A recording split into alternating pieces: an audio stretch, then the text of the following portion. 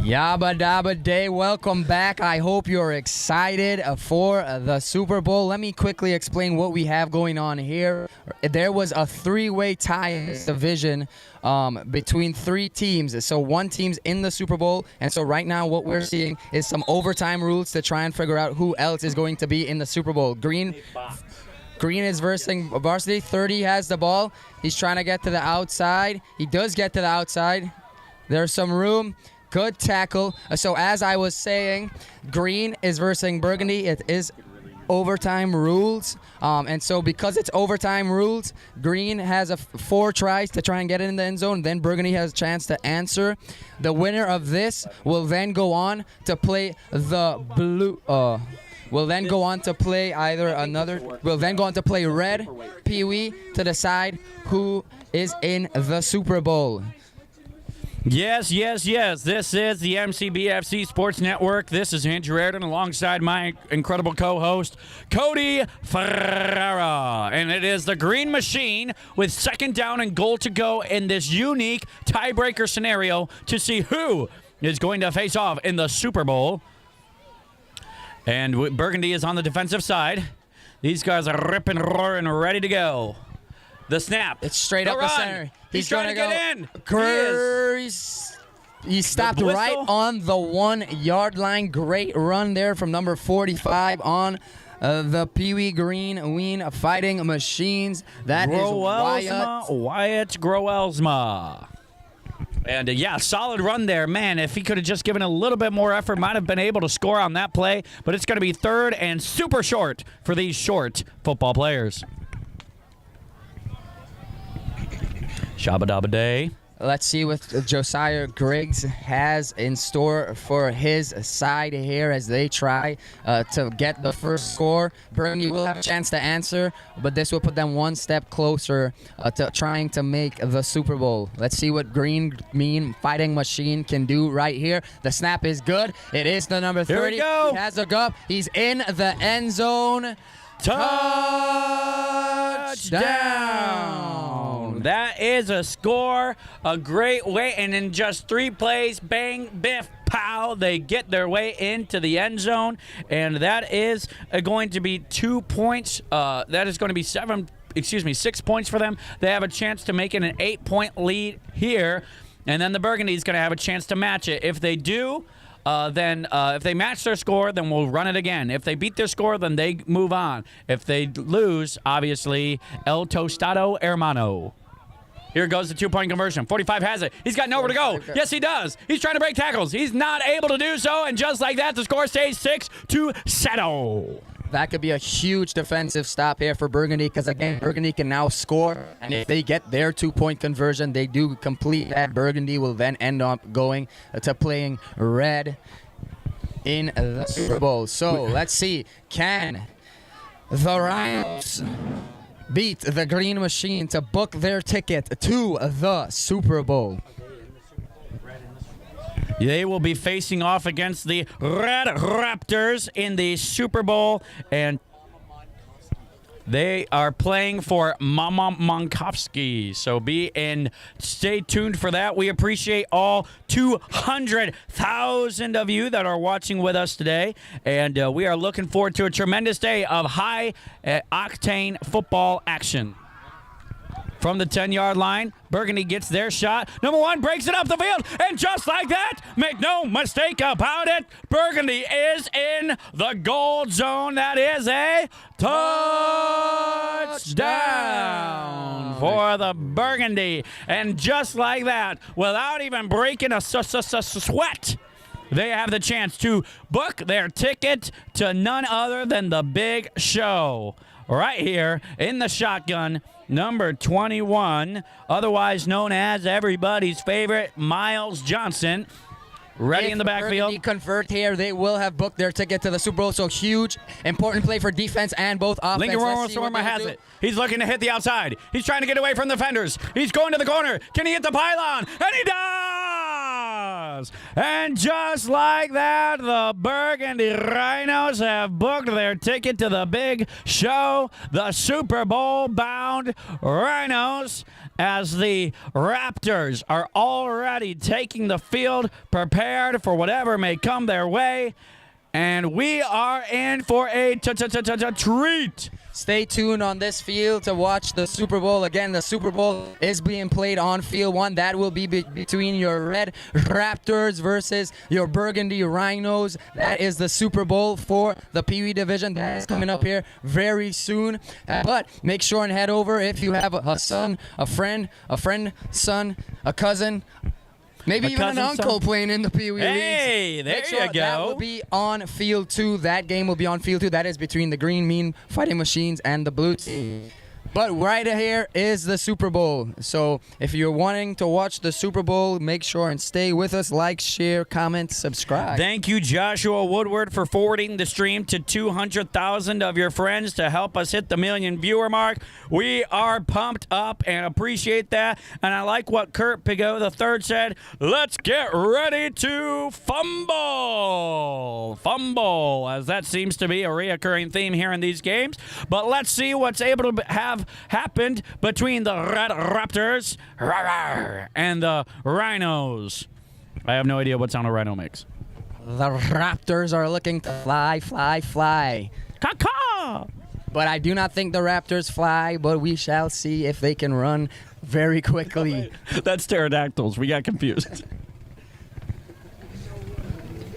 Yes. You can see the coaches for the Burgundy are doing all they can to prep their guys and get them ready for an incredible matchup here.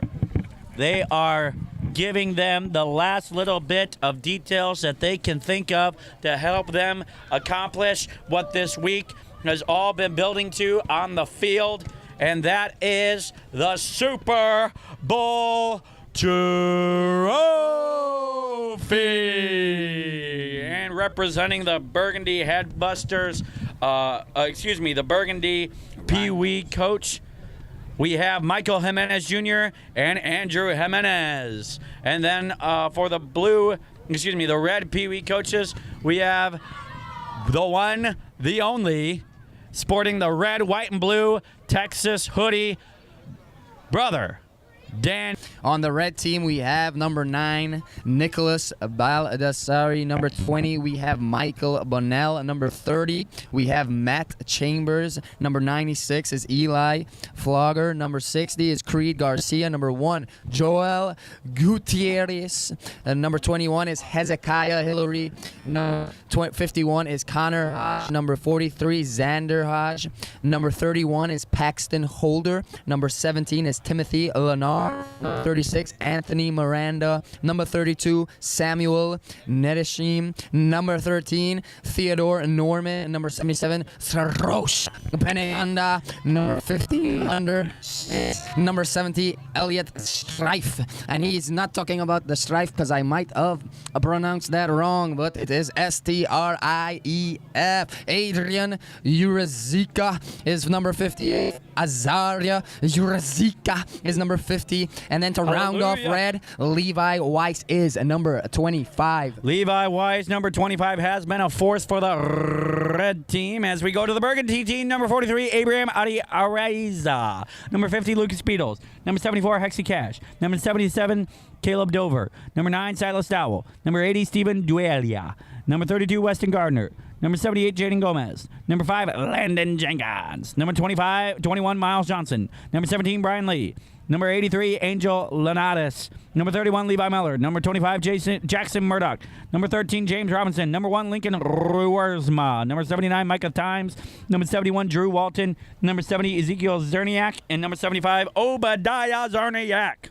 And so let me remind you again, for the Pee Wee division, there is no kickoff.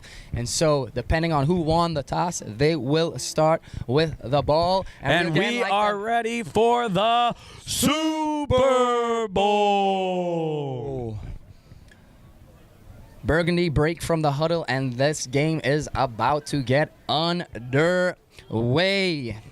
And so let's And- see what they do. Again, Red normally has Hezekiah as the quarterback, number 77 from Heaven. Sarosh Peneganda is normally in the backfield. That is a guy they lean to as far as the running game. And so let's see what the Red Raptors have in store for us in the Super Bowl. If you're excited for this matchup and for this day, make sure you drop down below hashtag Football Camp Super Bowl. Let's do it. Hashtag Man Camp Super Bowl.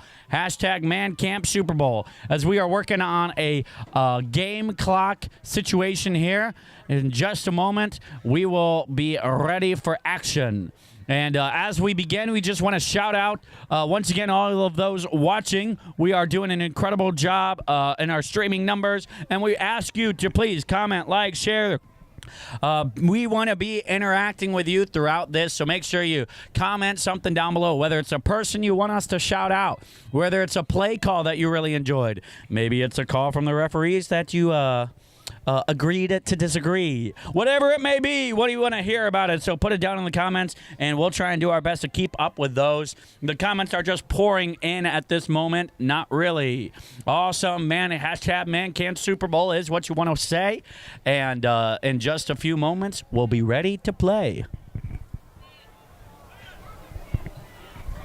Yes. Looks like we are just trying to give the clock team a few seconds. The clock is not working on field, but there we go. We are continuing regardless. Hezekiah, number 21, is under center to begin the Super Bowl. And right from the start, there is no flag on the... There is the flag on the play, and that is an... False start on the Red Raptors. Maybe a little too excited. Yes, and because they were too excited, got a little jittery, moved, jumped off, made the false start, and that resulted in some laundry. Get the hampers out. It is Tide Pod time here. Hezekiah under center. Hikes it. It's a clean snap. He does pitch it back to his running back, Levi. He is torn down by number 21 from the Burgundy. You know him. I know him. We all know him. Miles Johnson. If we got Miles Johnson, we can throw him up on the screen. Great tackle once again from Miles Johnson. There you see Miles Johnson in the flesh. Correct. A great play there. So that brings down second down and about a really long, looks like second down and 20. And so let's see what the Red Raptors can do on this second down. As is custom, there is a lot of under center play from the Pee Wee division. They try to do this to avoid as much fumbles as possible. So again, Hezekiah, you will be seeing a lot of him in the center of the play under the gun. Here we go. It's hiked. Hezekiah keeps it. There is space for him. He breaks to the outside. He's got room. Can he beat him? Can he beat him? Does he have the legs? He stiff arms up. Hezekiah is going down the sideline. Does he have the gas? Does he have enough energy in the tank to go 30? 20-yard line. Great run again from Hezekiah. Yes. A tremendous run. Started to run out of gas there. But man, oh man, is that a game tilting play. A field tilting play. The tackle ended up being by number 1 from the Burgundy team, Lincoln Ruwer. But man, an incredible run there. Good job by number 21 for the red team. You and I all know him, Hezekiah Hillary, making his name known this week, and does so again with that play. It's going to be a game of limiting the big plays. In the Pee Wee leagues, it's all about who can win the big play battle. And the first one goes to the red team. Let's see if they're able to take advantage as they make their way into the red zone here on the 20-yard line. And there he is, Hezekiah, once again. Great run. He is lined up, which looks like he's lined up in the gun. A little change up here. It's a high snap. He does have it. He is looking to throw. Not something you normally see with the Pee Wees. That play was blown dead, and so it is a second down. For those asking, the green-blue game is available to watch. We don't know why you'd want to leave this stream, but if you, for some reason, oddly do, you can either on Facebook. It's pretty easy to find on the Facebook page, but on YouTube, you have to go to First Baptist Church of Dwight's YouTube channel, and you can watch there. And thank you for all you folks commenting down below. Go Miles. We see all the different things. This is good.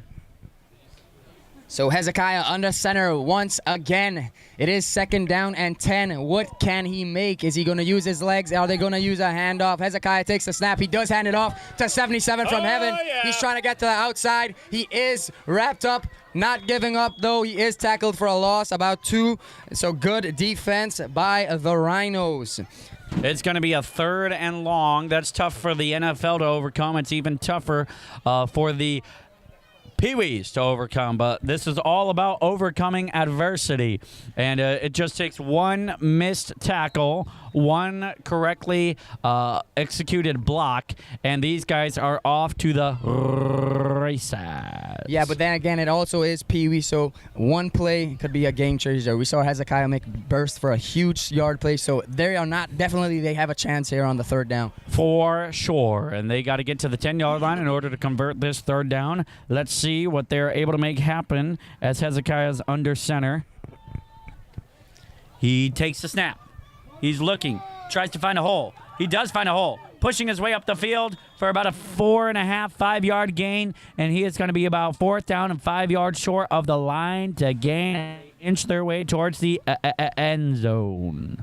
Yeah, good run to gain 6 yards. So now it's 4th and 5 in the Pee-wee division. They will be going for it, no doubt. They're close enough to the other team's end zone for where if they don't make it, it does not hurt them because they have good field position. And so let's see what the Red Raptors have in store for us on this play call. Again, Hezekiah, number 21, he's under center. And so let's see what they have in store. Last few instructions from the coach. Hezekiah says, take the snap. Said Ike. He has it. The snap is good. Hezekiah keeps it. He's trying to get to the outside. He is breaking tackles. He's still on his feet.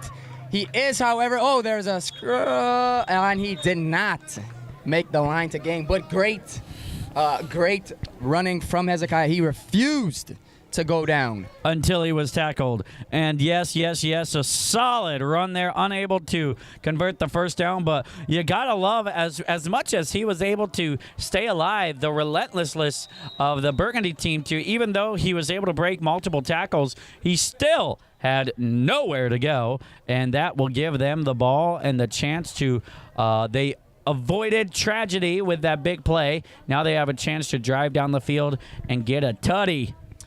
Yeah, that was good defense once again by the Rhinos. I think number 77 was the first one to get in there on the Rhinos. That is Caleb Dover.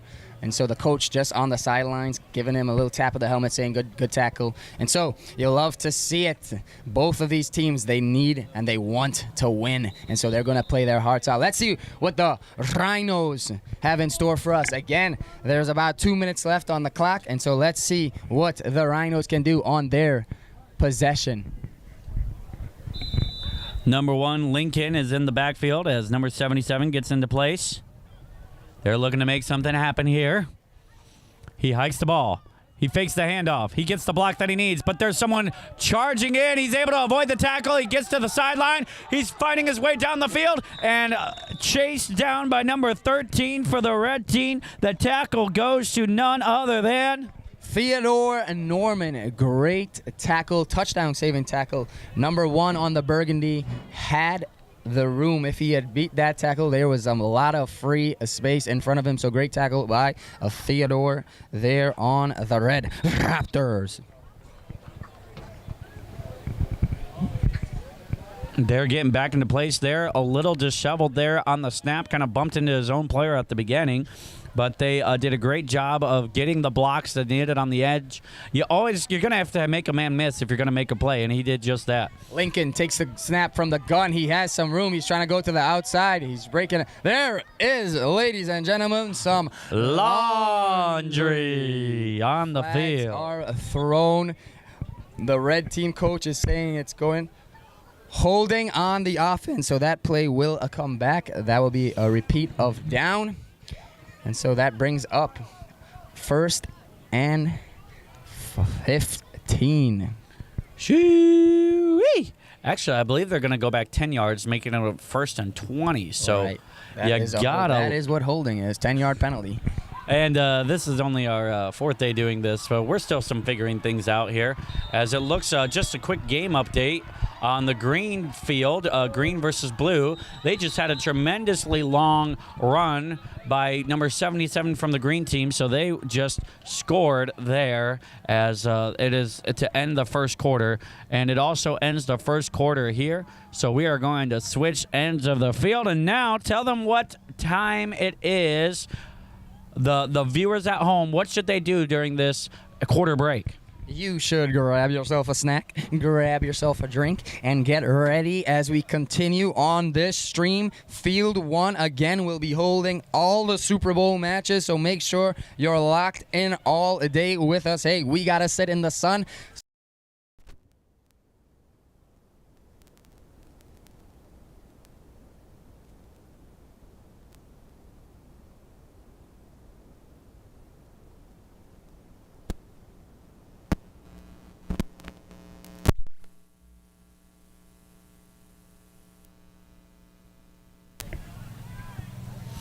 Shabba dabba day, folks. We are getting ready for this second quarter.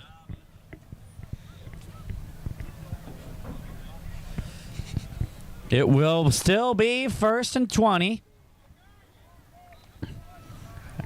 And they are going to have themselves a ways to go here on the first quarter. First down, 1st and 20 to start the second quarter. 8-minute clocks for these young guns.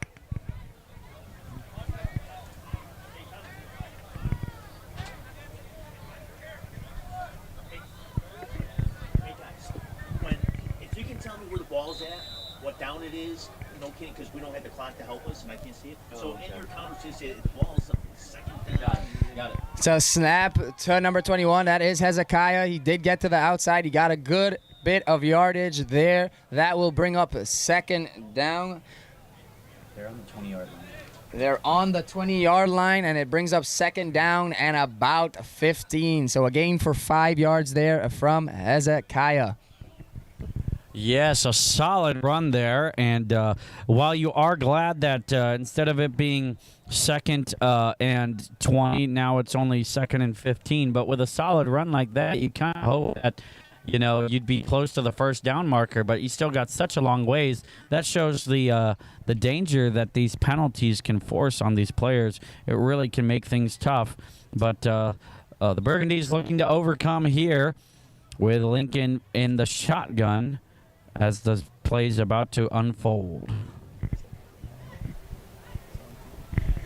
Here we go. The snap is good. Lincoln has it. He's got some room. There is a good tackle there of saving them from getting the 1st down. Good tackle on the 29-yard line. Good tackle there. That brings up 3rd down and about 7. Yeah, 3rd down and about 7 there. This will be a intense moment here as far as the conversion process. We'll see if they're able to make something happen here. You don't want to give the ball over to the other team this deep in the head territory, but number 21 has it. Can he make a guy miss? He's the Reds able to rally and tackle before the 1st down, and they are inching their way, but it is now 4th down on the 31-yard line. 4th on the 31-yard line. They're going to have about 4 to go until they get the 1st down. And comment down below, are they going to convert this 1st down? Just put hashtag yes, hashtag no. We'll see if they're able to make something happen here. And let us know who you're rooting for. Is it the Red Raptors or the Burgundy Rhinos? And what play call would you call if you were coaching out there, Brother Cody? Would it be a pass, run, left, right, middle? run right, try to get to the right side. Lincoln has some legs on him, so let's see if that's what they think. So they run left instead. Can he make the yards to gain? He is breaking tackles. He is very close to the yard to make, and he does indeed have the first down. That will be 1st and 10. Great run again from Lincoln. Shows you the importance not only of continuing to move your legs if you're the offensive player. Moving your legs is vital to shaking off the defenders and keeping yourself going forward. But it also shows you the importance on the defensive end of rallying and wrapping them up. And when they're trying to move their legs, what you got to do is you got to grab their legs. And that's what they need to do if they're trying to force a turnover on downs. But right now, the ball snapped. Lincoln has it. He is going to the right side this time, and he is snuffed in the backfield. What a tackle. Yes. That was a tremendous tackle. What you're starting to see after the big play that Red had is they're trying to not allow Burgundy to do the same thing. They have guys designated to cover the edges. You'll see guys that as soon as the ball snaps, they just kind of run to the outside and they just sit there waiting for the run to come their way. So let's see, can anyone get on the board? Who's going to have the first punch in this Super Bowl? Will it be the Rhinos? Again, it's direct snap to 21, and he is immediately met in the backfield. That is number 9 on the Red Raptors. Number 9. You all know him as none other than Nicholas Baldassari. And if I slaughtered his name, I do apologize. Great tackle there, making it tough now. 3rd and 16 for these guys. In the Pee Wee leagues, it's so hard to throw passes here, so it makes these even more tough to overcome. 3rd and long here, so let's see what they do. Lincoln is in the shotgun. He takes the snap. There is met in the backfield. He's trying to break tackles. He's trying to make something happen. He does do really well just to try and almost get back to the line of scrimmage. Did not right there get back, so that brings up 4th and long. And so let's see if the Rhinos decide to be risky because it's the Super Bowl and go for a 4th and 17, or just to say, hey, refs, we're punting. It looks as though they took the punt, and again, this is Pee Wee division, so there are no kicks. So what the ref is going to do is the ref is going to take it, I think, 30 yards. And let the Red Raptors get a possession. That shows what I was talking about a moment ago. 2 or 3 guys were able to hit him in the backfield, but it wasn't until Samuel Nettesheim wrapped him up and put both arms around him, gave him a big hug, and then dragged him to the ground. That makes a difference in tackles, and that's what these young guys are learning in these leagues. A lot of these guys, this is their first exposure to football, maybe their second, but that's why these coaches like Coach Reynolds, as you see there, do a tremendous job of molding these players and getting them into the position to do something like win the Super Bowl right here, right now on the MCBFC Sports Network. The Red Raptors have possession, Brother Andrew. What do you think you're going to see here? Are you going to see more of Hezekiah, a little mixed combo between Hezekiah and Sarosh? What are you expecting to see on this first drive? I am expecting to see a mix of the two. Hezekiah has been big in this offense since the very beginning. Let's see what they do here. He takes it to the outside as best he can, but all he's met with is purple jerseys as he falls to the ground, and that looks to be a loss of about 2. As Coach Reynolds has got his hands up in the air looking at some of his players like, come on, guys, you knew what was coming. You got to block that edge. 2nd down and 10. That will bring that up. 2nd down and 10. Let's see. Can the Red Raptors do something more with this possession here? They're going to have to be a little more creative. This is the Super Bowl. Defense don't want to give you anything. And so let's see if the Red Raptors can do something. Yes. Let's see what they're able to do. Obviously, the Rhinos are going to bring out everything they got. This is the time to empty the playbook. This is a Super Bowl. There's no more games after this till next year, so they're going to do everything they can. Under center. Takes the snap. It is a clean handoff. There are laundry on the field. Let's see what the official call is on the field. I think they're going to call a false start on that, moving it back 5 yards. False start, so that does move it back 5 yards, so it'll be a 2nd and 15. And so let's see. Can the Red Raptors get something done here? And there is not a lot of time left to go in this quarter, less than 30 seconds. So we'll see what is able to come of this drive. They still have quite a ways to go before this first half is over. Can they score and take advantage? There's a guy under center. Good snap. He does pitch it back to number 25. Number 25, it gets the edge. He's got some space ahead of him, but he is tackled right at the line to gain. He just did not make it, so that brings up a 3rd down and 2. 3rd and 2. Good run there by number 25. The clock might be wrong on your screen. We are having clock issues even on the field. So the only ones that truly know the time are the folks that are playing and the referees. But that should be fixed momentarily. So if you're a little confused as to why the clock says quadruple zeros, just know that so are we. Yes, we are. These things happen. And so, but we do have the board on the field looking like it's about to be back and working. So, but what we do know, what we can tell you is that the teams are both out there and they do look like they're going to get another snap off. And so what we know, we will make sure to inform you. Shout out to number 1, Joel Gutierrez, what we see in the chat.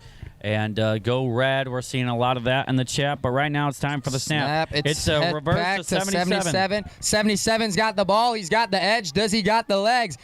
One guy to beat. Great wrap-up tackle from behind. That is number 2 of the Burgundy with the tackle. Timeout Red is called. So, again, your clock is showing 0 seconds, but there are still some time on the clock. As to how much time is left, we do not know, but the referees sure do. The players do, and so there will be another snap to see because the Red did take a timeout. And once again, we just want to remind you, if you came in late, this is not the toilet bowl. This is not for second place. This is the Super Bowl. And we see Let's Go number 32, Sammy. We're shouting out, folks, go Lincoln, number 1 for the Rhinos. And keep telling us what you got to say, and we will shout it out as best we can as we begin things here after the timeout with 1st and 10 right around the 35-yard line. Hezekiah is under center. He takes the snap. He's looking to run to his right. There are some blocking ahead. He's got a little space. Can he cut it back inside? But he is wrapped up. Good gain there by number 21 on the red team. That is Hezekiah. Yes. A solid run there by Hezekiah Hillary. Once again, been the driving force as far as yardage gain. But we know this, and we fail to say it enough. Nothing could be done if it wasn't for the tireless efforts of his offensive line. These guys don't always get a lot of the glory, but they are doing a tremendous job blocking for their guy. And that has resulted in a 2nd and 3 here. Again, the clock has stopped. For those who have been with us all week, you would know that it is a running clock, so the timeouts must be called to stop the clock. Red did take one of their timeouts. They're trying to make something happen right here. And we, once again, want to just remind you, if you're watching this and you know somebody or you are somebody that would enjoy football camp, you don't have to be a football player, but if you would enjoy just getting out there and enjoying everything that football camp is, we encourage you to register. The registration is going to open up in just a few weeks, so refresh that page over and over and hop on. They have limited space. Takes the snap. It's low. He pitches it back to number 25, Levi Weiss. There is some laundry on the field, so this play might come back, but that is an unfortunate flag there because Levi has gone all the way. Let's wait and see what the flag is. It's holding. That is going to come back. Shout out to the Zebra crew, making sure that they absolutely crushed Levi's dreams of scoring a Super Bowl touchdown. Well, you know what's interesting is it's looking like they're pulling the flag back. They are going to call that a touchdown. I saw them pull the flag out of their pocket, and then they waved no, and they re-signaled touchdown. And both teams have made their way down towards the 2-point conversion. He waved the flag. You are indeed correct. So that is a touchdown. Levi, number 25 of the Raptors. Number 25 of the Red Raptors, able to get in the end zone. That's why you don't stop until the whistle blows. It would have been easy for him to say, oh, flag's been blown, I'm just going to slow down. But Levi said, I'm going to take this puppy to the house. And that resulted in a touchdown for number 25, Levi Speedy Weiss. Great job by Levi not stopping there. I'm pretty sure he didn't see the flag, and that is the reason he didn't stop. But even if he did, I'm pretty sure he wouldn't have stopped. And here's the 2-point conversion as number 21 looks to make something happen, but he is met by nothing other than burgundy jerseys. There's no purple. Barney has not signed up for football camp, but it is burgundy jerseys dragging him down to the ground, and the score remains 6-2. 0. What I can tell you here, folks, is that is officially halftime. Both teams are making their way back to the sidelines, and so now is the time. Go grab some popcorn. Go grab some Doritos. Go grab some potato chips. Go grab something, because we have second half action coming back for you guys real quickly here. And so make sure you stay locked in on the stream. This is the Super Bowl. We're excited. We hope you're excited. If you're excited, give us a comment. Say hashtag Super Bowl in the comment section. And enjoy this rendition of a patriotic song during halftime.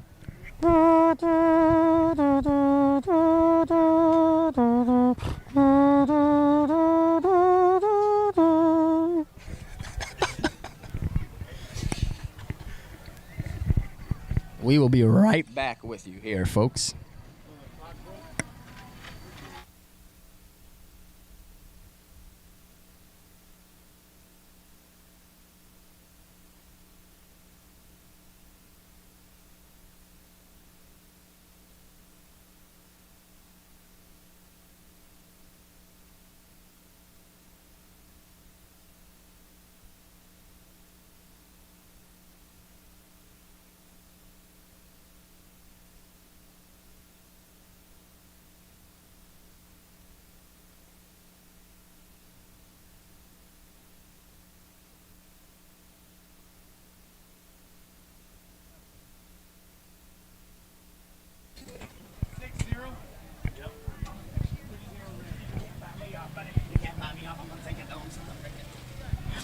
All right, folks, we hope you have enjoyed this first half of Super Bowl football. We certainly have. And, man, both these teams have played a tremendous game. And you know what we like to say? Yabba dabba day. And both these coaches, staffs, have done a tremendous job. Cody, would you talk a little bit about the job that you've seen from the coaching staff?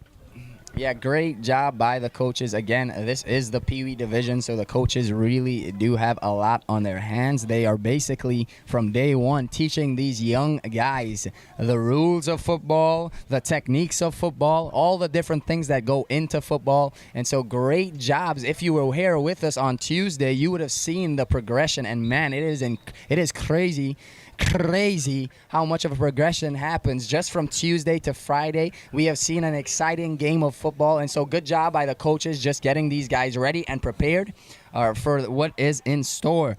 Yes. And we want you, if you've been here all week, we want you to comment down below, hashtag allweeker. We want to know who's been with us since the very beginning, and we have been having a tremendous amount of fun hanging out with you all. And right now we are almost to 1 million. We have over 4,500,000 viewers, and we're trying to make our way to the million mark as these guys are continuing to prep for the second half. And again, remember, folks, ESPN did not try to sign us, and so we are definitely more than excited to be here on the MCBFC Sports Network. Work. The Burgundy Rhinos are on the field saying, hey, come on, refs, y'all blew the whistle now for like 2 minutes ago. We're on the field.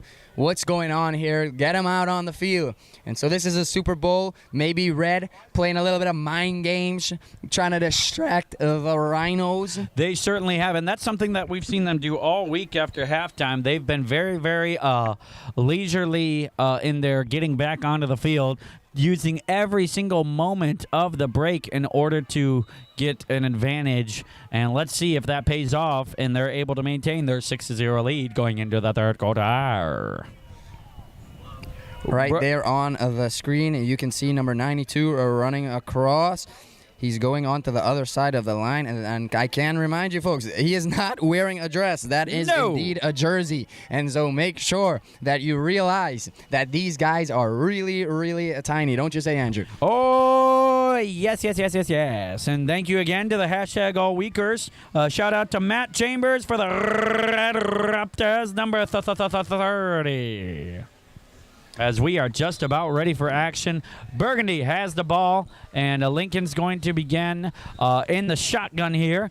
He takes the snap. He looks to run it to the right side. He does just that. Can he get a block? He's not able to secure the edge. The Burgundy blockers just weren't quite what they needed to be for that play, and he is tackled for about a 2-inch gain. And if I am the Burgundy coaches, I am understanding that Lincoln seems to have some speed. Speed is for sure when it comes to Lincoln. He has a need for speed, and he is showing that. So what I want to do is I want to make sure and get some plays where I can have maybe 2 blockers in front of him, try to give him some time, because he is getting to the edge, and he's getting to the edge quickly, and that is very effective in the Pee Wee division. And so let's see if he could get to the edge, would have more blockers in front of him. Again, he's in the gun. It's snapped. It's a high snap. He bobbles it. He does, however, get some room. And again, another tackle. Not a much blocking there for Lincoln. Great defense, though, by the Red Raptors. That was number 1 on number 1 crime, as number 1 Lincoln was tackled by number 1 Joel Gutierrez. And a solid tackle there. And, yep, they certainly do know the game plan that the Lincoln is trying to that the Burgundy's trying to face. And with a timeout here on this critical 3rd and 12, let's see what happens. What's your analysis so far of the Reds' defense to start this half? They've been pretty solid. They have done a great job to cover the edges. And again, that is somewhere you will see being attacked by, especially in the Pee Wee division. And so good job by the Red defense and the defensive coach understanding this and making sure that he's got his best tacklers on the sides. So maybe Burgundy might try running it up the middle. Only time will tell.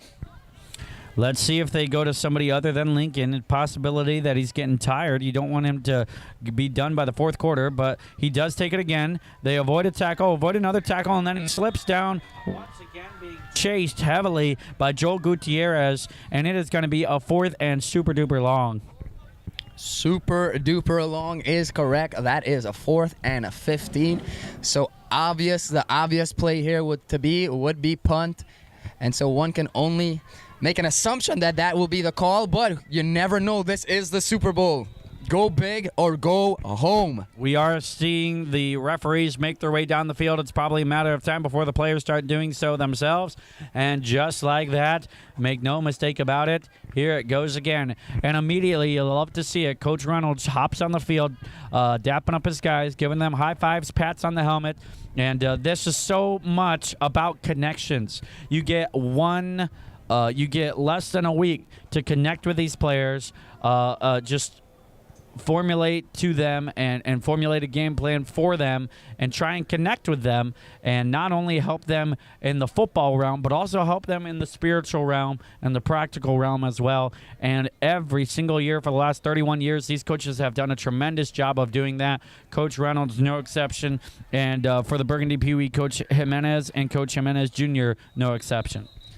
All right, let's see what the Red Raptors can do on this play. It is Hezekiah Hillary. And we've got a Let's Go Red hashtag Popsicle Squad. These guys are fighting for popsicles. Maybe that's why you're seeing such intense action. Gotta love popsicles. All right, Hezekiah, he's under center. It is a clean snap. He does throw it back to number 77. He's trying to run up the middle. He's dragging a guy with him. Good, solid run for a gain of about 3 yards. Hard running from the Pee Wee division. Very, very good gain. That's a right up the gut there. Very different from what we've seen from the Burgundy sideline. And he runs it up to about 4 yards. And there's just over 4 minutes remaining here in this third quarter. It is second and about 6 with 35 to go.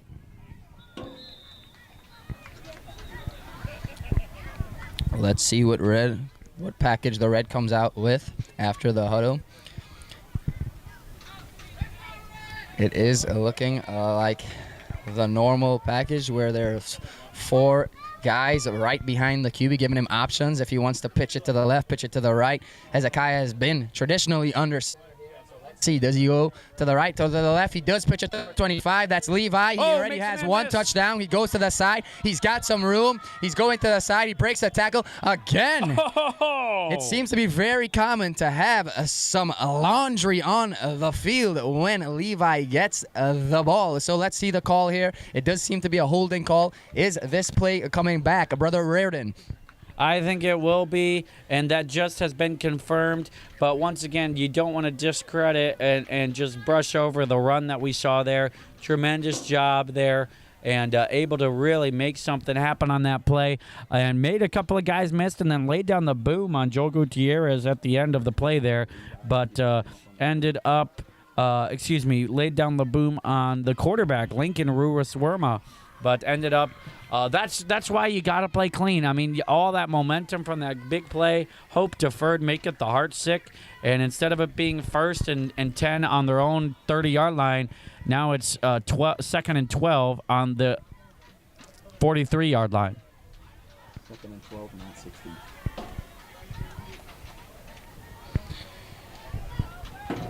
All right, let's see what the Raptors can do here. It is 2nd and 12. There you see the man, the myth, the legend, Levi, my boy, Weiss on the screen. So shout out to him. 2nd and 12. Do they go to Levi again? Hezekiah, good snap. Hezekiah looks to keep it. There are some more flags on the field. Laundry. Get the Tide Pods out, folks. Get all the detergent out. Get everything out. Honestly, you might even be able to get some trash bags out. Some of those flags look pretty beat up. They have been used a lot this week. And so shout out to the Zebra crew. Yes, yes, yes.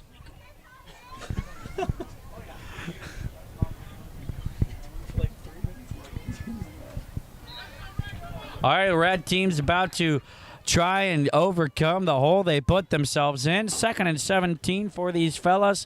It is the ball's on the 38-yard line as Hezekiah Hillary is prepared to take the snap.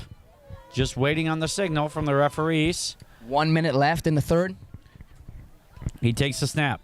Looks to run. Oh, and they are there in just an instant. And it looks like flags are flying. Laundry on the field. I think it's going to be a face mask call. Let's see what the referees. Definitely a face mask. You don't have to think on that one. That was clear and obvious. And so that is going to add some nice, well-needed yardage for the Raptors. They will move closer to.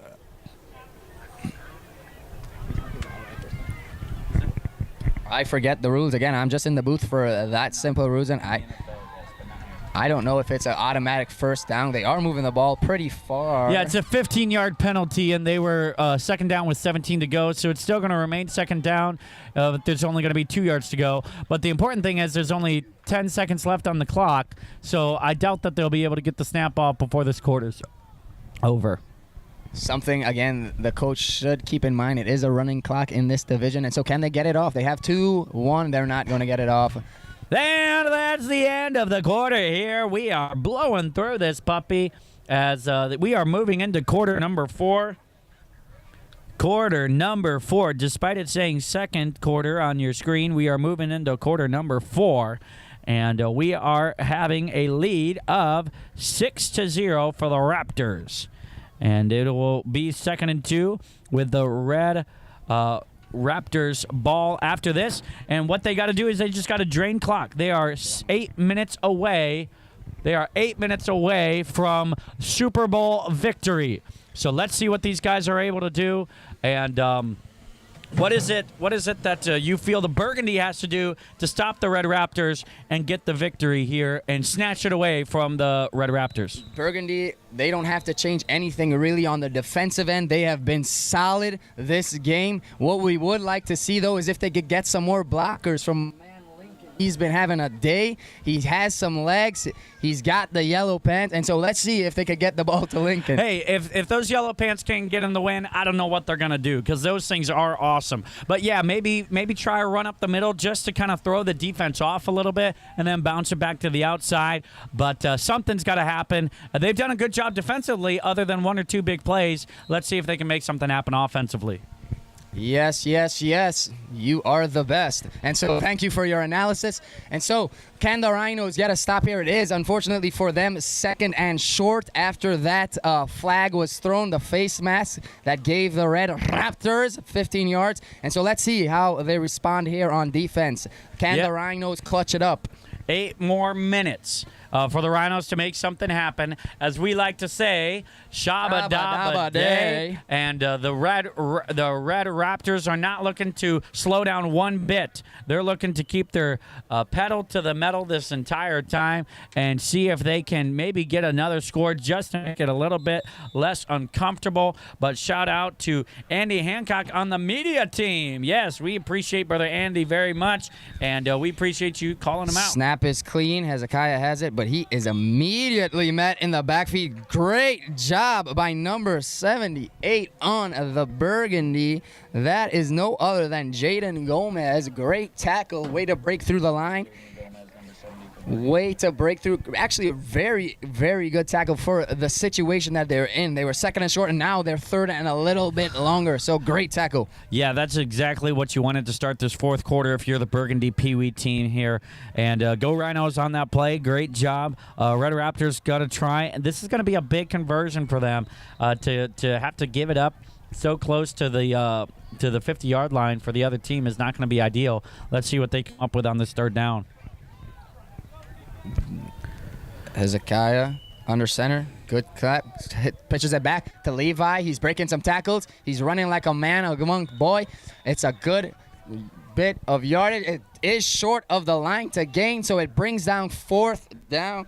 Brings out fourth down and 3. And so let's see. Will the Reds? They have some decent field position. So if it was me, Andrew, I would go for it just because of where we are on the field. We're about the middle line. But it is the Super Bowl, and so they decide to punt. Yeah. Red have the lead. Why give them any better field position? Yeah, you just said it there, Cody, and I got to agree with their decision. Just pin them back. They're going to have a long ways to go if you're Burgundy here. And so if you're the Red, that's a good call to just try and give them the worst amount of field position that you can. So with the clock even ticking as we speak, there's 6:15 left to go, and they'll have a 1st and 10 from about the 20-yard line. So they're going to have to go 80 yards in order to complete this. And you gotta just cheer for these guys as they play. It's been a great week for them. They are going to create memories here that's going to last the rest of their lives. And love what you're seeing from the coaches of the Red team and the coaches of the Burgundy team as they've done a great job of getting to know and help and assist these young men. Yes, let's see what Lincoln can do here. Again, he is number 1. He's got on the mustard pants. He has the ball. He's got the edge. There's one guy to beat. Can he beat him? He does get away from him. He's making something happen with his legs. And that is second down and short. Great run from Lincoln. All right, that's the way you want to start your first possession on the fourth quarter if you're Burgundy. Is you get a solid gain there. It's going to be second and about 3.5 towards the first down here. And the number 77 from the Red team seemed to be a little caught off guard after that snap. Maybe wasn't quite ready. Caused them to be a second late. There he is on your screen, folks. Lincoln has been playing a great football, and so they are relying on him heavily, though. That could probably take a toll. And when you want him to have fresh legs, when you need him, maybe he doesn't have the gas that he will have. But let's see what he can do. Yep, they have put this game on his shoulders up to this point. And we do have a substitution coming in as 32 comes off the field and 83 goes and takes his place. And they are ready to rumble here. Is Burgundy. Coach Jimenez doing a great job of getting these guys set. Lincoln in the gun.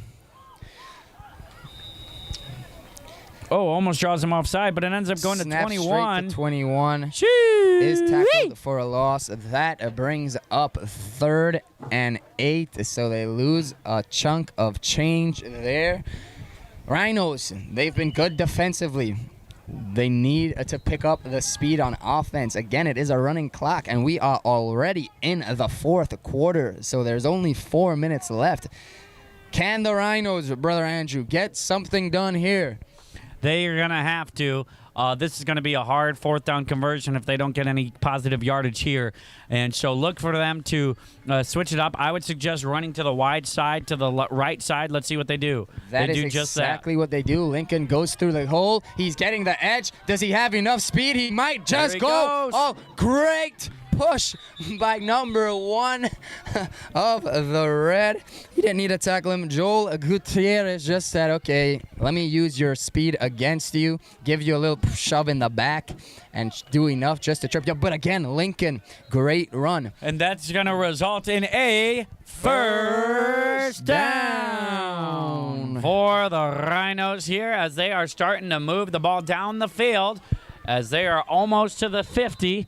And they are on about the 44-yard line with 1st and 10 with just over 3 minutes remaining as we have a timeout for the Burgundy. Timeout for the Burgundy on a field. Again, they are keeping a watch for that clock, and so good job there by the Rhinos. Understanding the situation, understanding what they need to do. Great read. You called it there, Brother Andrew. I would like to see him go more to the wide side and give that guy some room. Lincoln, he's been making it down. Mustard Lincoln. And let's see if he's from the area of Lincoln in Illinois. Maybe. I'm not for sure. But, yeah, let's see what they're able to make happen. And, of course, if you're the red team, you've held them scoreless this long. The last thing you want to do is allow a score and potentially a 2-point conversion for the win here with under 3:15 remaining in this game. They line up nice and tight. Lincoln by himself, other than one other player with him in the backfield, everybody else on the line. He snaps and he starts to run left. He's got one guy that he's got to beat. Will the blocker be able to help him out? He continues to run, and despite somebody being all over him, and a tackle by 77 results in a gain of about 5, as it's going to be 2nd down and about 5 or 4. Saroch Peneganda with the tackle. We do, again, appreciate all the comments. Amanda made a suggestion. She said maybe make the burgundy orange next year. She can't really tell the difference. We will definitely pass that suggestion on. Again, we do appreciate all of the comments. And keep locked in. Locked in. And you are seeing Burgundy, or behind the Burgundy. They are facing away from you. Red's facing towards you on your camera screen right now. And, if you're ever in doubt, just look at the yellow pants. Lincoln's got the yellow pants, and he's looking to run it to the left side again, trying to make people miss. He does make a few miss, and he's tackled just short of the line to gain. It's going to be 3rd and short. 3rd and short is correct, and that is a timeout called on the field. The Burgundy call a timeout. The clock is at 2:12, and so they have good field position. They've put together a good drive, and so they do not want the clock to make it even harder on them by being less time than it is right now. And so good decision there to take the timeout, maybe drive down the field, tie the game up, and then even have a chance to win with a 2-point conversion. And if I'm the Raptors, I'm devoting so many resources to the edge. I might just have 2 or 3 guys, two guys cover the middle of the line of scrimmage, but then my 2 edge defenders on the line, I'm just going to have them kind of spread out. Corners and safeties are all just going to create a wall on either side, ready for them to go to whichever side they need to. But at the end of the day, you can have a whole defensive scheme all the way that it should be, but if you don't wrap and tackle, then it's for naught. And let's see if they're able to get the stops they need. Rappity, tackety, tackle. That is exactly right. You could not say it any better than that. And the Rhinos are on the ball, ready to take this puppy to the promised land. The whistle blows to signal the clock is going to start running here as soon as the Rhinos are set. It is a direct side. Oh, it was not supposed to be to Lincoln, but he does end up with it, and he makes a great play. It looks like a bit of a botch snap that Lincoln just kind of was surprised it fell in his hands. He picked it up and said, okay, I've done this before. Let me do it again. Yeah, it was supposed to go to 21 and ending up in Lincoln's hands anyways. All right, this is the play for the game, folks. If you are the Rhinos, this is 4th down. Under 2 minutes remaining. You got 1 yard to keep your season, your Super Bowl hopes alive. Let's see what they come up with here. If you've got anything in the bag, it's time to pull it out now. 21 runs up the gut. Oh, it's going to be close. Did he get it? Did he get it? That is a Red first celebrating down. like he didn't get it, but the official is signaling that they did indeed get the first down. So good run up the middle. Again, you might not think that was much of a run, but he did go straight up the middle. So it's not a big play. A lot of times when you run to the side, they do a lot more running, but it takes them a while to gain that yard. And so good decision there by the Rhino coach and said, hey, let's get this 1 yard and let's keep this play alive. They snap the ball. It is to Lincoln. He does have the edge. He cuts it back inside. He's breaking tackles. A good job there by the Red Raptors to take him down eventually. Yeah, and if I'm Lincoln, he keeps cutting it inside. He just needs to stay faithful, continue to hold to the outside, and not look to cut it back because that's where all the purple jerseys are. Right.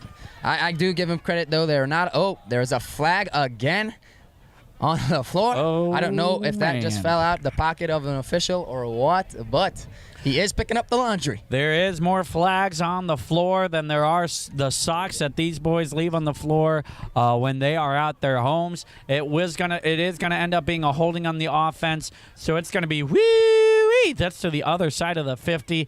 They got 1 minute to go, 55 yards, and it's gonna be a 1st and 20. Yep, exactly 1 minute left. The Rhinos need something, and they need something now. The good thing for the Rhinos is if they do get a touchdown, they have the chance to win. The bad thing is they need the touchdown, and if they don't, they will, unfortunately for them, lose. That is how scoring in football works. Thank you, brother Cody. Oh, we have a pass play. He looks to throw it deep, and there is laundry on the field. What's it going to be? This could be very, very False consequential. Start offense. They reject the penalty. It was a false start on the offense. The red team says, I don't want that. Keep that clock running. The clock, however, has stopped because of the flag on the field, I do believe. And so, Burgundy, 2nd and 20. Let's see what they can do. I believe part of the reason, there might be multiple reasons for them declining that penalty. One of the reasons is it's going to be 2nd down instead of 1st down. And another reason is the clock's going to continue to run. They look to throw. He does throw. It is intercepted. The Red have intercepted the football. There is no penalties on the field. It is Red football with 49.9 seconds to go. It looks like all indications say that the Red Raptors will be your Pee Wee Super Bowl champions. And we'll wait for that. Unless tragedy strikes, the Rhinos will be headed home in 2nd place out of 4 here. And Coach Reynolds and his staff and his folks are tasting the popsicles even now. And make sure you put a hashtag congratulations in the comments. And great job by both of these players. Let's see if they come out. Amy Reynolds says defense wins championships, and you are indeed correct. The Red Raptors will go into victory formation, take a few knees, and this game will be over. Once again, thank you for joining us. We have a lot more in store for you. Again, we have next coming up, we have the Headbuster game, and that is going to be a cracking game. And again, that is the Super Bowl. We will be covering all the Super Bowls, and that is immediately after this. And so the two teams are already on the sidelines waiting. As soon as this game is over, they will take the field, and we will see the Headbuster action live on Field 1. Yes. These guys are doing a tremendous job. And with that, the victory formation has officially started. The clock is running, and these guys are just waiting to see zeros on the board so they can continue to lift up the trophy and enjoy the popsicles of victory that Coach Reynolds is going to provide them. And we are almost there. And so, the Red Raptors, Super Bowl champions. Good job to them. Say it with me, folks. Rah, rah, rah, for the Raptors. Once again, Raptors do not fly. That's pterodactyls, but it still works either way. Once again, shout out to the Zebra Club, the Chang Gang, Media Gang. This is not the end. This is just the beginning. But it is the end for the Rhinos. They did lose the Super Bowl. But for everybody else, there is more football to go. We are going to have a tremendous time with the Head Buster Super Bowl right here on MCB FC Sports Network. I'm not sure I got the acronym right, but we're going to have a great time. We'll see you in just a couple of minutes.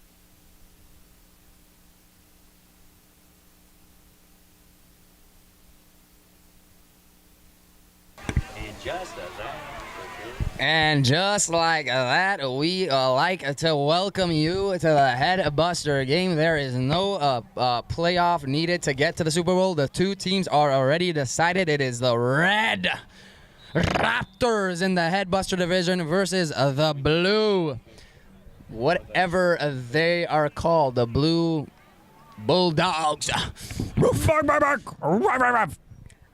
They will be taking the toss now. This, no doubt, is going to be a high-flying, full of action game. Two great offenses in the Headbuster division. Well-deserved for both of them to be here. They have been dominant. And so let's see who will win the Super Bowl. And something I've never seen before for the Red Headbusters, Coach A.J. Nichols and Ben Jordan have decided, instead of having two guys come out for the coin toss, they had their entire team come out for the coin toss.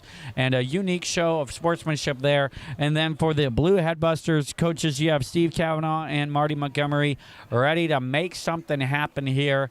And they are deciding now that all the ins and outs of who's going to kick the ball off and whatnot. Stunning analysis of Brother Andrew. Yes, you are indeed right. I do like that analysis of the red team coming out as a team, maybe trying to strike some fear in the Bulldogs. Yes. And Friday is the day where fans come to watch the kids play. We have folks with signs saying, "Let's go Raptors." I don't see any signs saying, "Let's go Commentators." I'm a little hurt by that, but we're going to make something happen either way.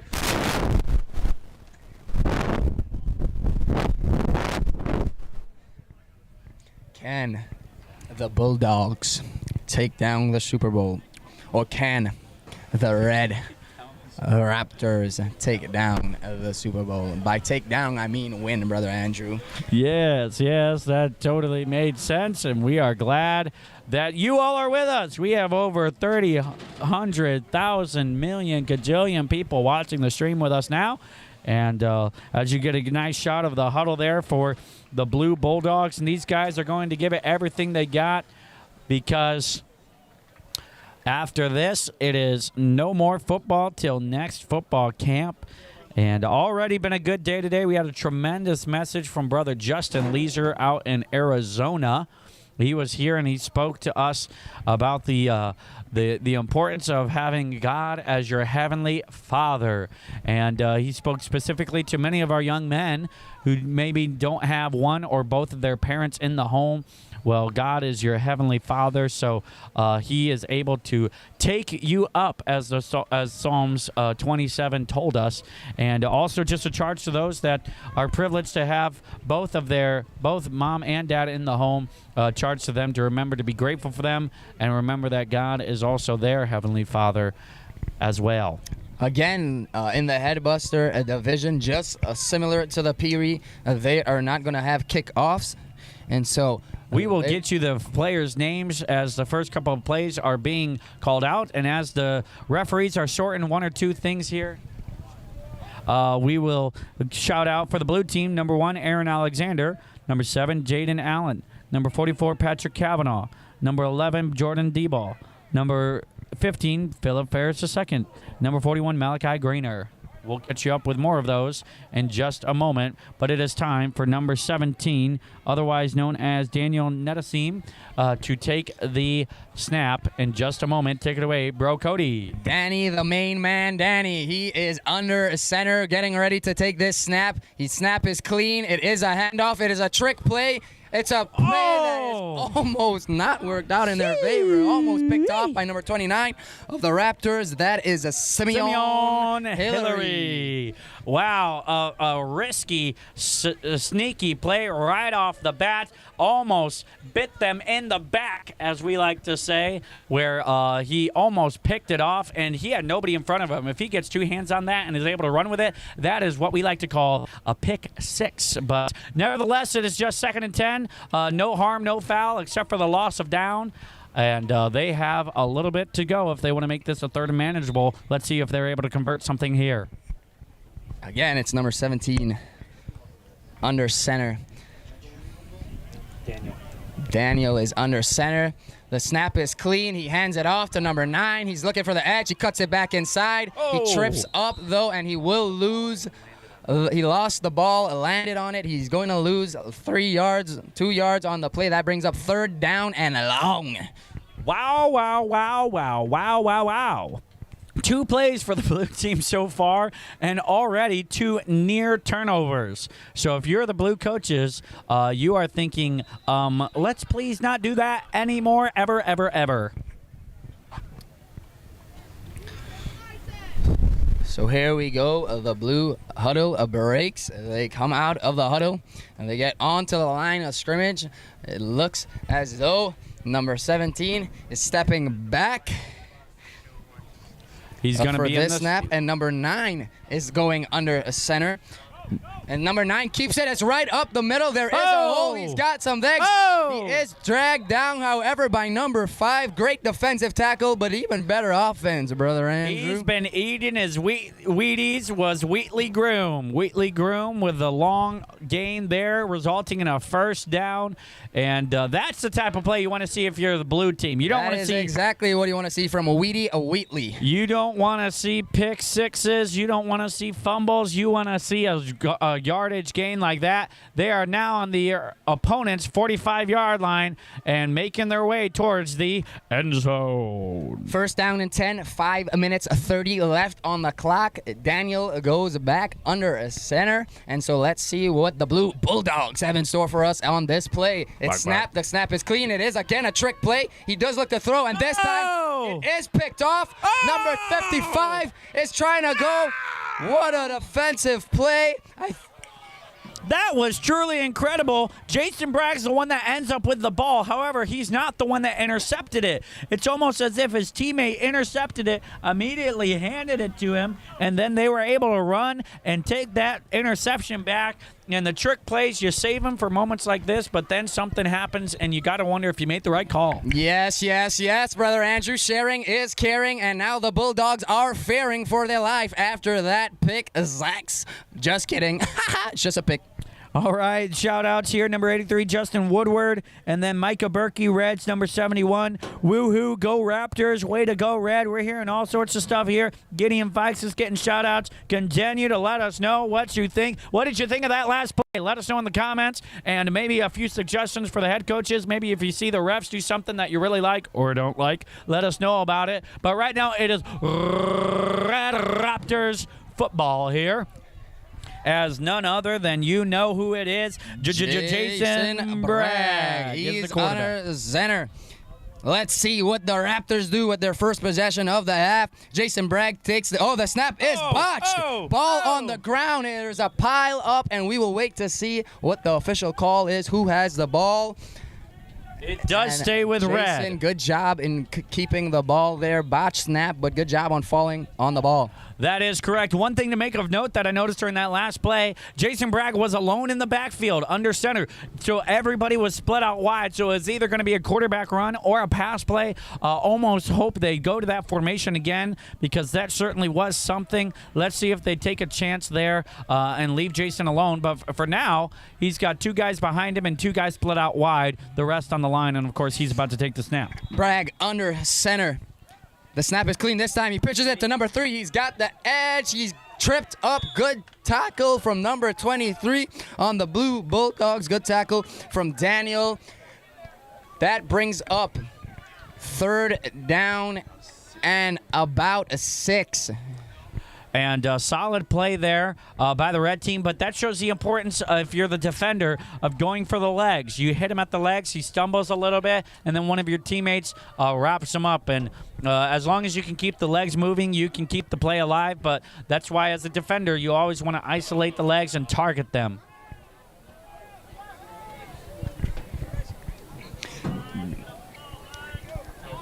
Jason Bragg back under center. Let's see how this play will develop. He takes the snap. He has it in his hand. He looks to throw. He throws it back across the field. Dangerous play. It is complete, however. They did not get...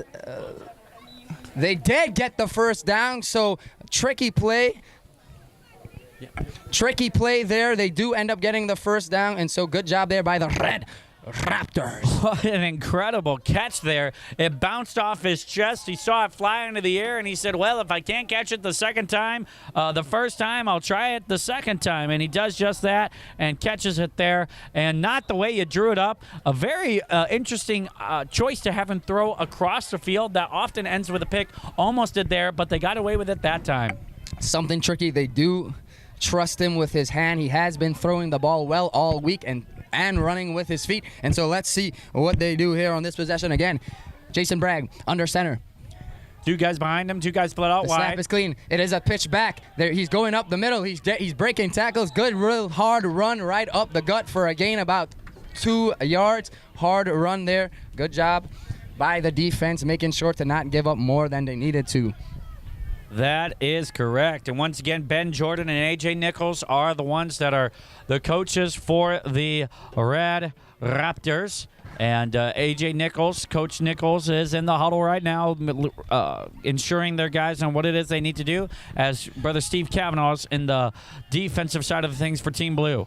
1 minute left in the first quarter. Can the Raptors make something happen here in the first? Again, Jason Bragg is under center. Number 29 lines up in the backfield. There are whistles. The play's blown dead. Of course, what do you know? Laundry's on the field. Get the Tide Pods because it is a false start on the offense. Splish, splash, splish, splash.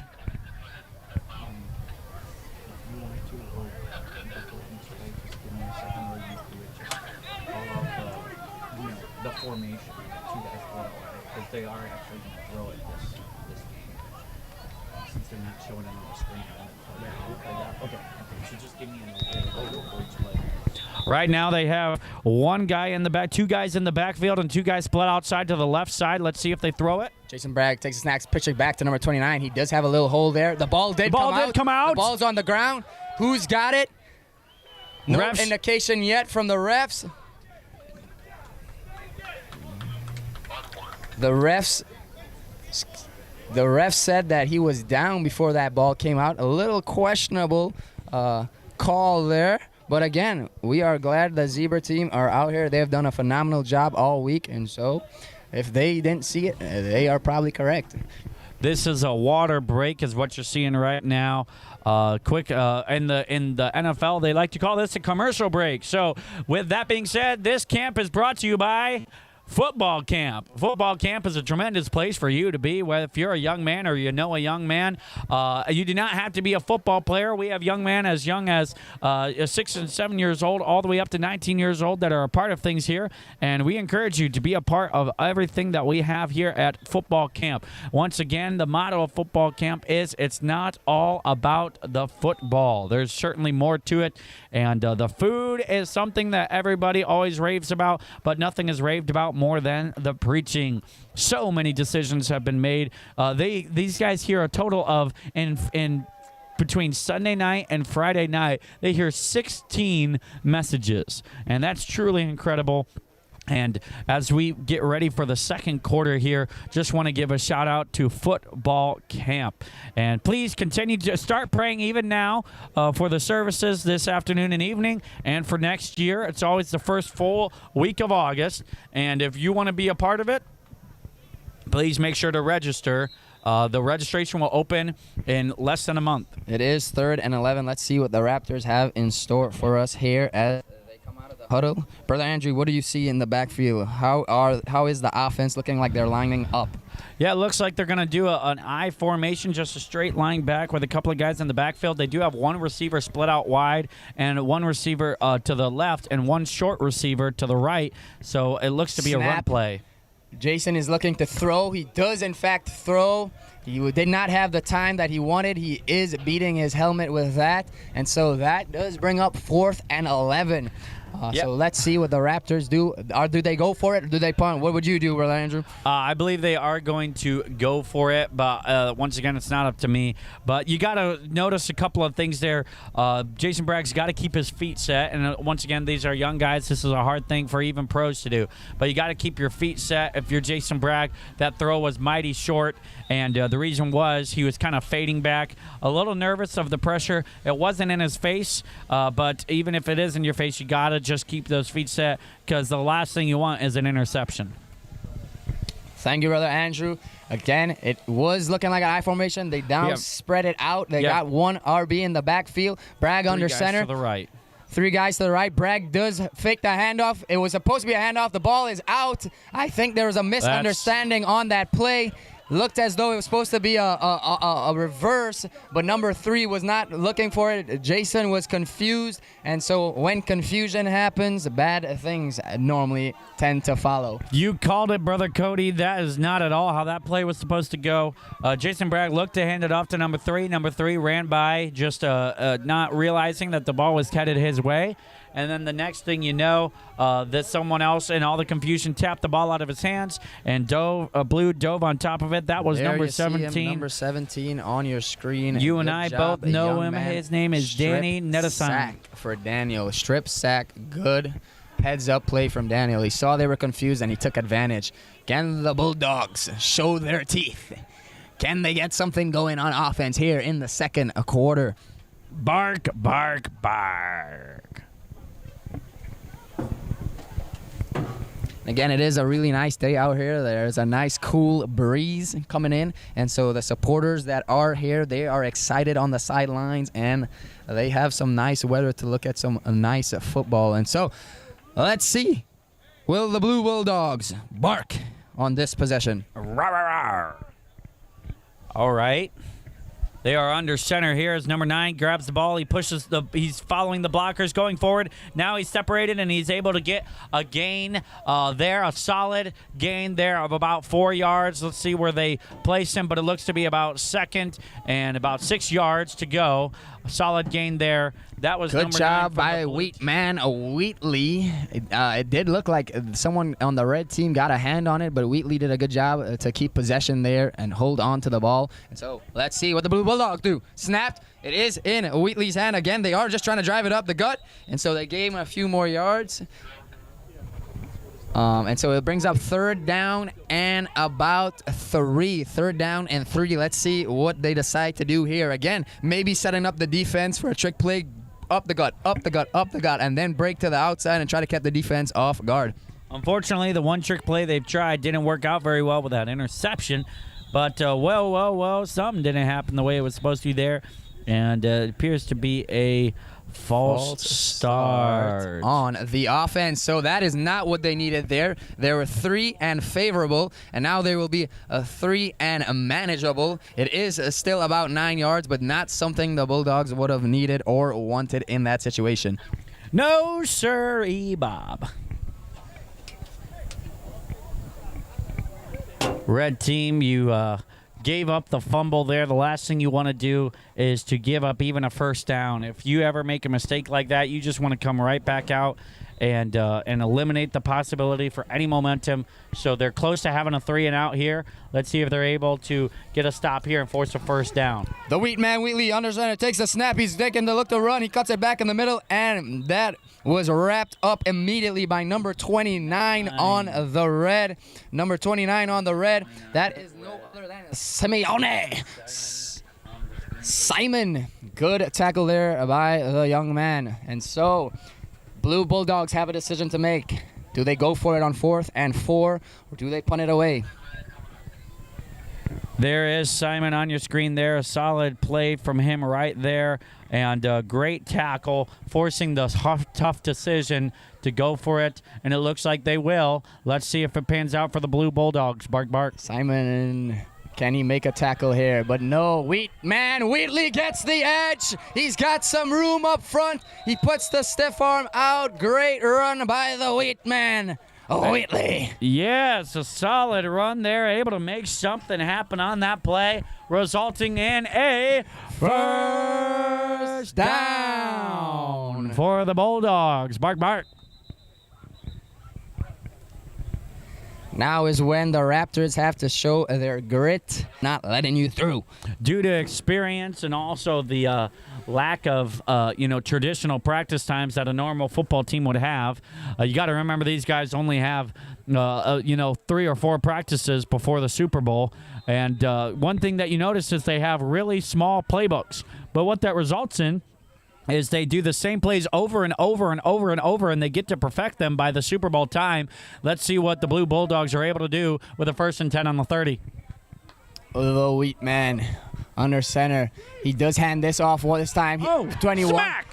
Puts a hand in the face, but he is still met in the backfield. That will be about a loss of a few inches, but not going to really matter. Just good way to not be worse than it should have been. There was a player immediately on him. He gave him the hand and said, "See you later." Got back to the line of scrimmage. 2nd down and 10. Yeah, Jackson Noonan able to get it out to the outside, but not able to make something happen. And while that young man did get smacked in the face and thrown to the ground, what he did accomplish was his job, which was to slow down the runner before they crossed the line of scrimmage. And that resulted in his buddies coming and tackling him. Now it looks like number 17.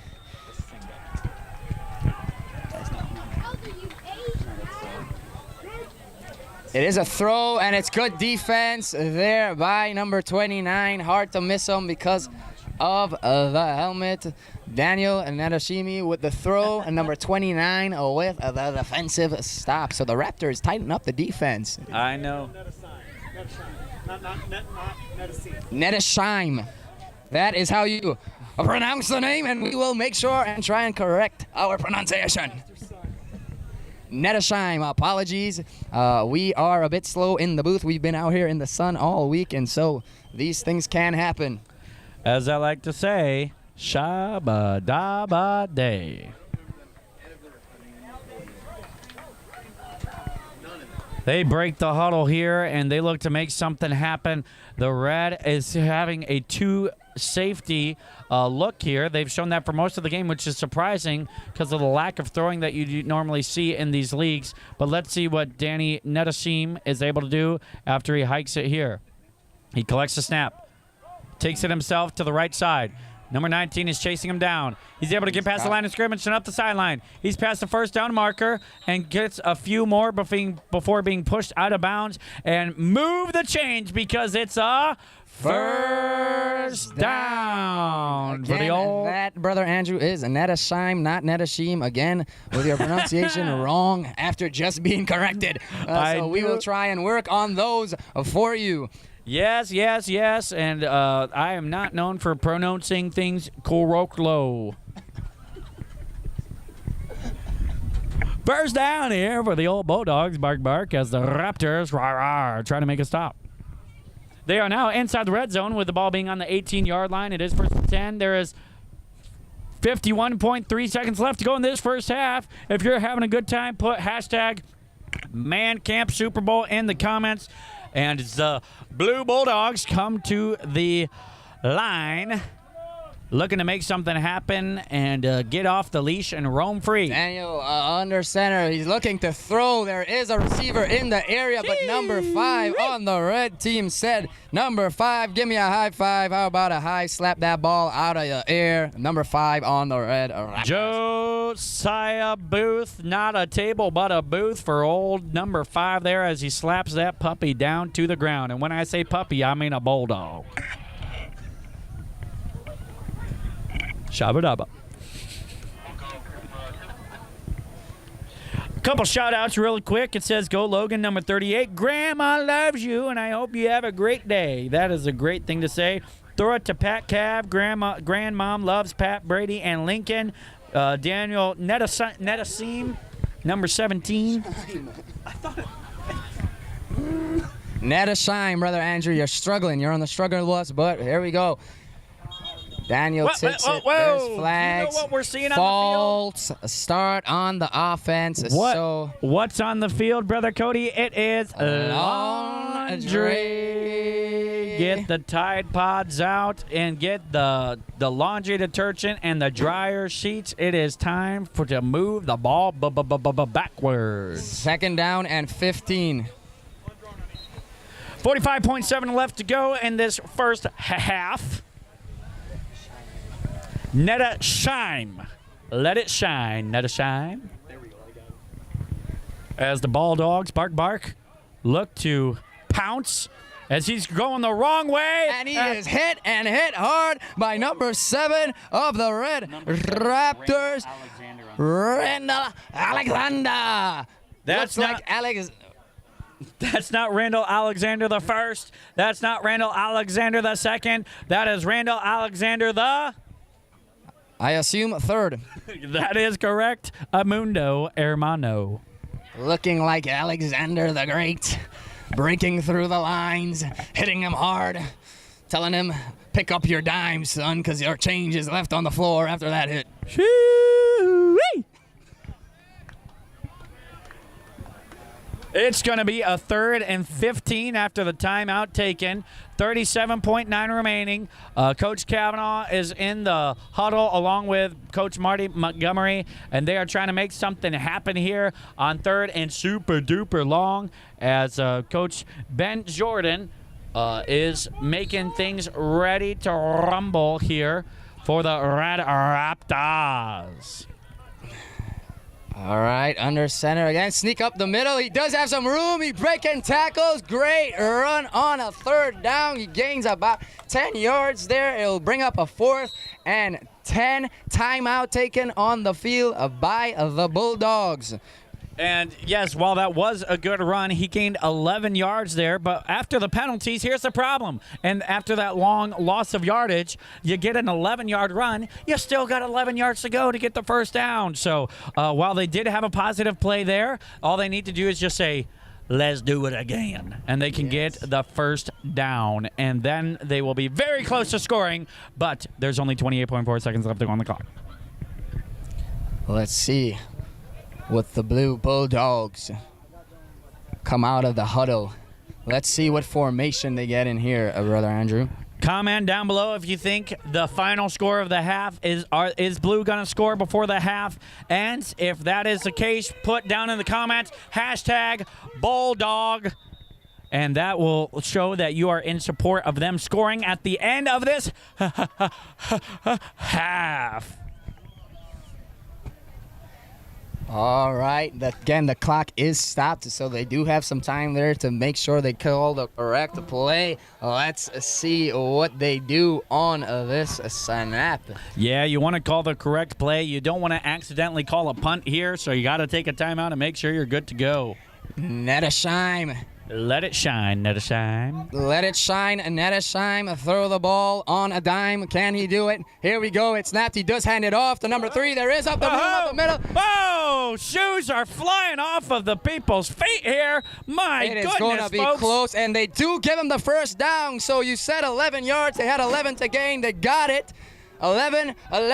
They feel like they could possibly be in heaven right now, and so they are excited. They got the first down. Let's see if they could convert right before the half.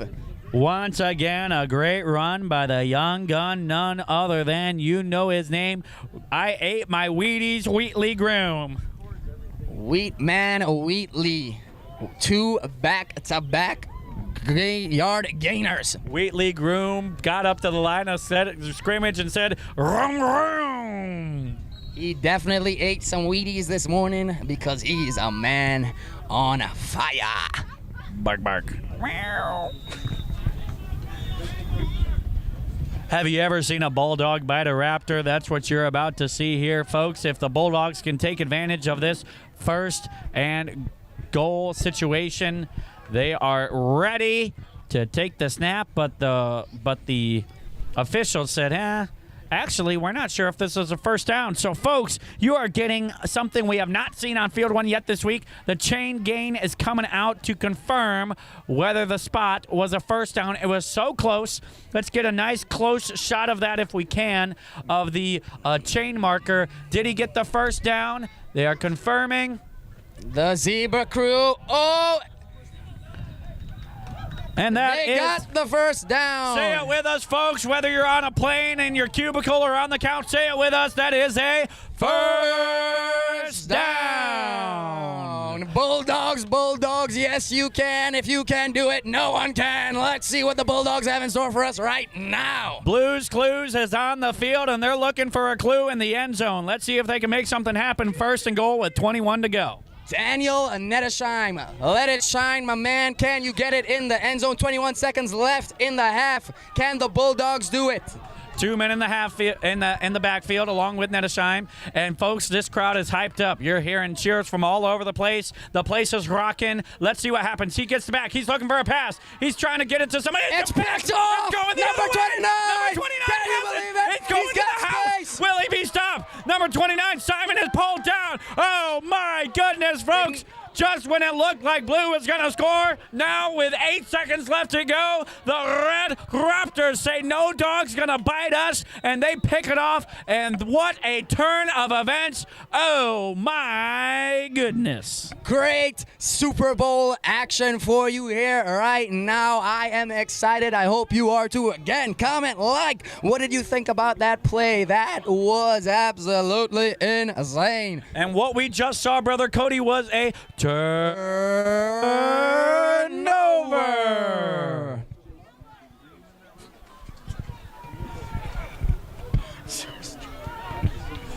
Shabba-dabba day. No doubt, look for number 55 to make something happen on this play. Will he use his arm? Will he use his feet? Baptist bomb may be upon us. Again, we like to say this. We are not Catholics. We do not believe in the Hail Mary. And so we have called a Hail Mary the Baptist bomb. They're not in formation for a bomb, but let's see what they have in store for us. They do have 2 wide receivers split out wide. One on the right side, split out short. One on the left side, split out all the way to the sideline. Under center. He takes the snap. It's clean. He is looking to throw. There is a throw, and that is stopped. Risky throw there, but nothing really to lose. They want to make sure they still have some time, so that's why they would choose to throw there. 4.6 seconds left. Yeah, with only 4.6 seconds, the only thing you don't want to do is throw a pick six. So go ahead and let her fly. The other great thing about throwing the ball in these situations is if you have a run play and it doesn't work out, the clock continues to run. And with an incompletion, however, the clock does stop. So if they get a play off, likely this is the last play of the half, but you might see another play this half. Let's see what becomes of the A.J. Potter play call here. Excuse me, A.J. Nichols play call here. Booth lined up outside. Josiah Booth, maybe they look for him. 55 takes a snap on the center. It is a pitch back to number 3. It's a reverse pitch. Fumble! It does not work. The ball is there for anybody. That will bring the end of the first half. What an incredible first half that we just saw there. And folks, I am so glad that you all are with us. This is fantastic, and it doesn't get any better than this.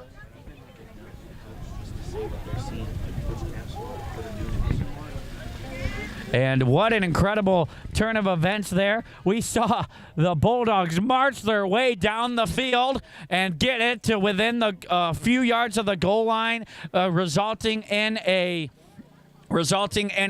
turnover, interception, almost taken all the way back. And then right when Red had a chance to score, what happens? They give up a fumble, and just like that, it is still 0-0. But I got to tell you, this, as far as 0-0 Super Bowls go, this has got to be the most entertaining, and we're going to give you a couple minutes of break here, but don't go anywhere. Make sure to like, comment, share, subscribe, and share the stream. We have almost 700,000 viewers here. We're trying to reach to 1 million. We'll see you in a little bit.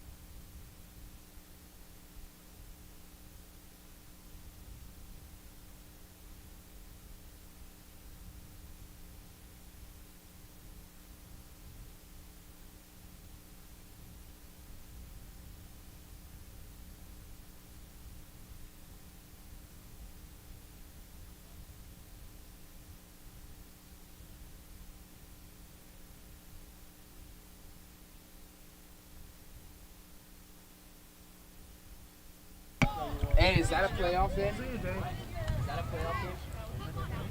No, your game. For the bowl? Okay. I will check it. We'll be over here for the winners. It is time, and just like that, make no mistake about it, we are back for the second half of high flying action here. It is 8 minutes on the clock. Ball is on the 35, and the Red Raptors are about to take possession what here. an exciting game. This is, let me remind you, this is just the Headbusters, and this is a high-flying, full of action game. Make sure and stay tuned in and watch as we continue to see what happens. The Red Raptors do get the ball to start the second half. Jason Bragg in the backfield. I got it. He takes a snap. Oh, busting through the line is number 21, but not able to wrap him up. And number 29 runs forward, gets the first down before being tackled by a herd of Bulldogs. And not before getting the first down. Way to break through the defensive line, the offensive line, and get in the backfield, but unable to wrap him up, resulting in a first down for the Raptors. Yep, Simon Hillary again. Dodging a tackle, making a play. What a great play by Simon Hillary. Once again, no relation to Hillary Clinton. Thank goodness. That is what happens, but that is the difference between a first name and a last name, so we are glad that you can distinguish that for us. Just trying to help out the viewers in any way we can, or make them confused like we are.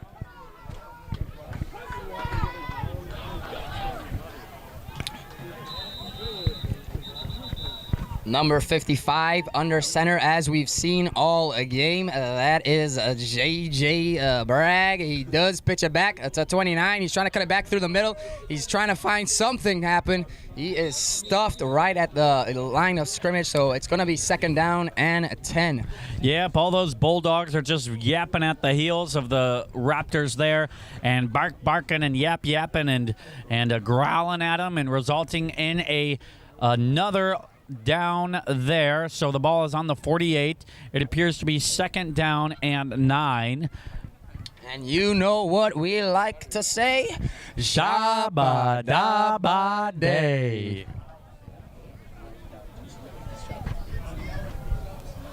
Let's see what the Raptors can make happen on this play as they break from the huddle. Yeah, one thing I've noticed is that the Blue Bulldogs have brought their defense way up to the line, not scared at all of the pass because the corners have been doing a tremendous job, so look for them to pounce on the run. 29 breaks a tackle again in the backfield and does well just to get back to the line of scrimmage. The Blue Bulldogs, they seem like they're blitzing on every play. Yeah, one thing I noticed in the first half was they were playing actually 2 high safeties, which we thought was kind of odd because you don't see a whole lot of passing going on in this league, and they seem to have gone away with that.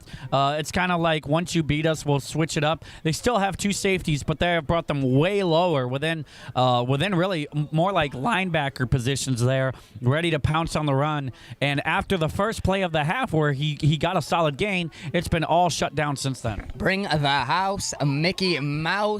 Red Raptors back on the line of scrimmage. It is Jason Bragg again under center. He takes a snap. He does throw it. Pitch it back to number 29. He's looking for anything, something. And again, just able to get back to the line of scrimmage. That brings up fourth down and about 7. Let's see what the Red Raptors decide to do. Yeah, the blue coach is hyped, and so is the bench, and that's what you want to see. And we've said it so many times this game, but they have been doing a tremendous job of, even if you're not getting the guy tackled in the backfield, just hitting them and knocking them back just a little bit results in slowing them down enough for your teammates to get there and then tackle them either for a short gain or for a loss. But if you're a running back, what you want is you want to cross the line of scrimmage untouched. So that's what they call going downhill. But if you're the defender, you want to just knock him. If you can tackle him behind the line of scrimmage, great. But at least knock him, slow him down, making sure your guys have time to catch up and get him. The score is 0-0, but that does not reflect the game. This game has been high and flying. Who's going to be the hero? Number 55. It's a reverse to number 3. He's got the edge. Does he got the speed? He's getting to the outside. He's trying to take it down the line. He gets the yard again. And what a run by number 3. None other than the great Gideon Fikes. Gideon Fikes definitely got on his bike, and he made something happen there for the Red Raptors. When the Bulldogs see Fikes, all they can say is yikes.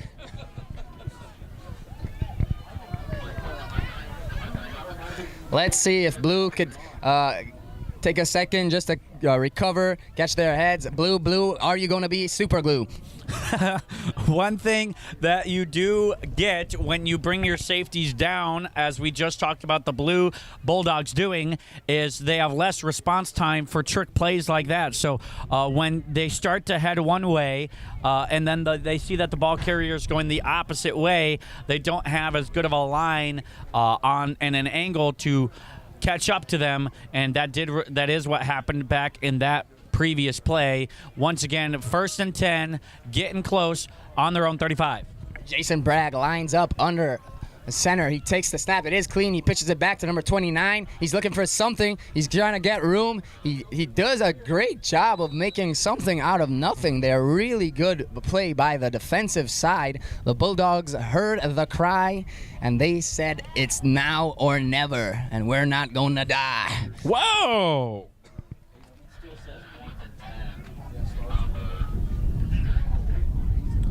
What a great run there. One of the crazy things about that play is Jason Bragg, right after he handed it off, he actually fell to the ground, and number 29 had to jump over him.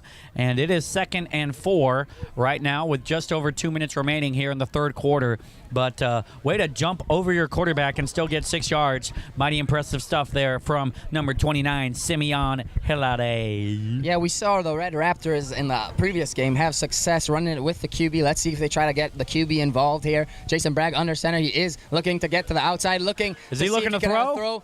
Oh, he does. Woo! He makes the smart move, sees that the throw is not there, and decides to tuck it and run. Yep, and ended up getting hit in the backfield by the opposing quarterback. Number 17, say his name with me. Let it shine, Daniel Nettershine.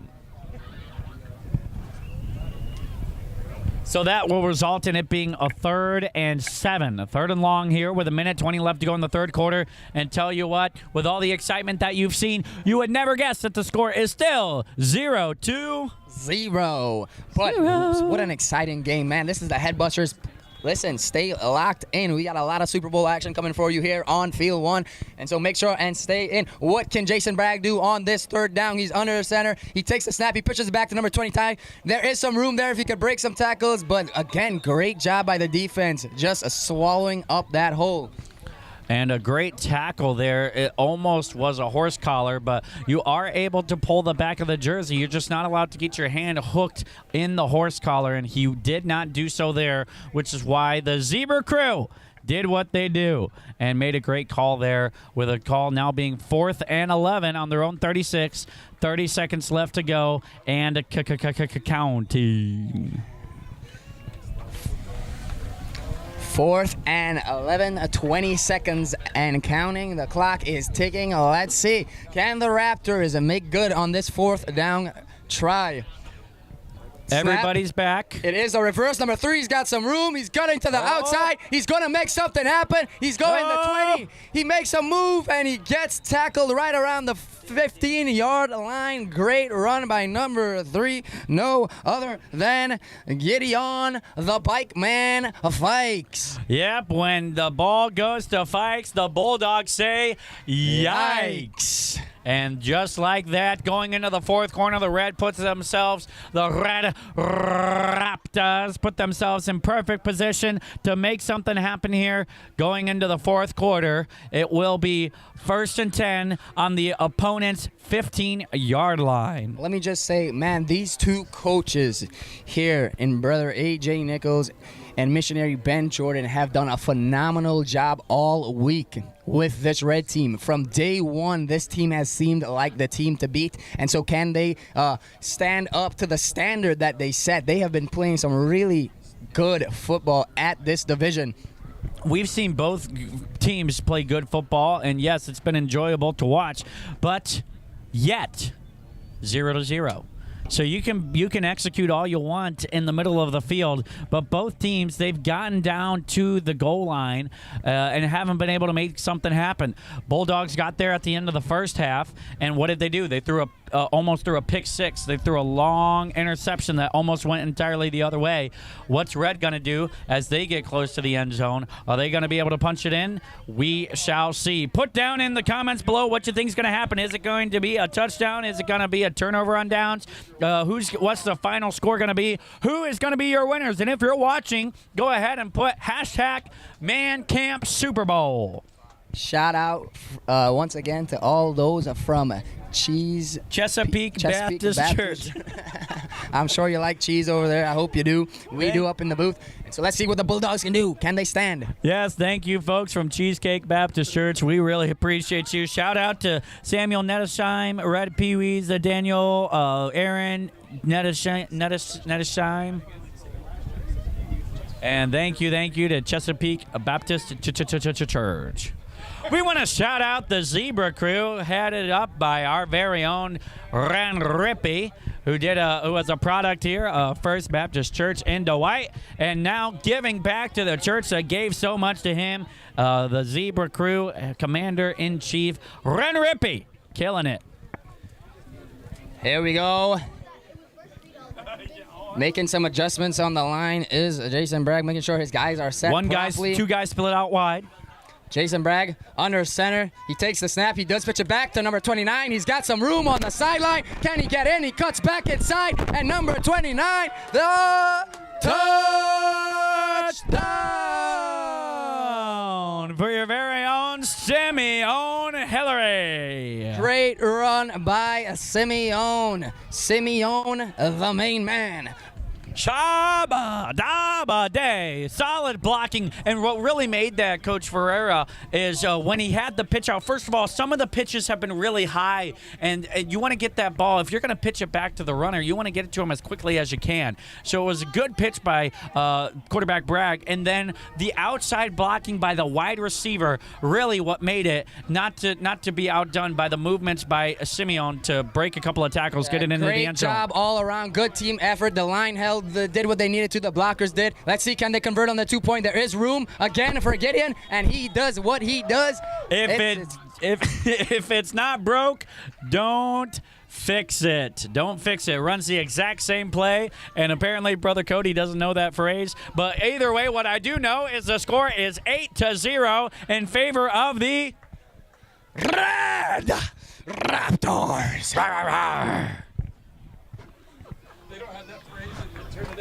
I don't know, my brain is blank, brother. I'm figuring it out like We've been talking for a long time. I thought we were going to be like, yeah. And I'm like, no, thanks. All by myself. Once again, let me say, great to see all support out here on a Friday. A lot of fans out here, a lot of people chanting for the Bulldogs, a lot of people chanting for the Raptors. So many people out here and doing a great job, showing their support for their guys, their team colors, and great to see all the people out here. We're going to get a little shot of all the people out here. It is great to be with you folks. Thank you so much for showing up. Those that are here, thank you for showing up where you're seated. We appreciate all the support. 7:27 left to go in this fourth quarter. 8-0. The Red Raptors have the lead, but the Blue Bark Bulldogs are looking to yap their way to the end zone.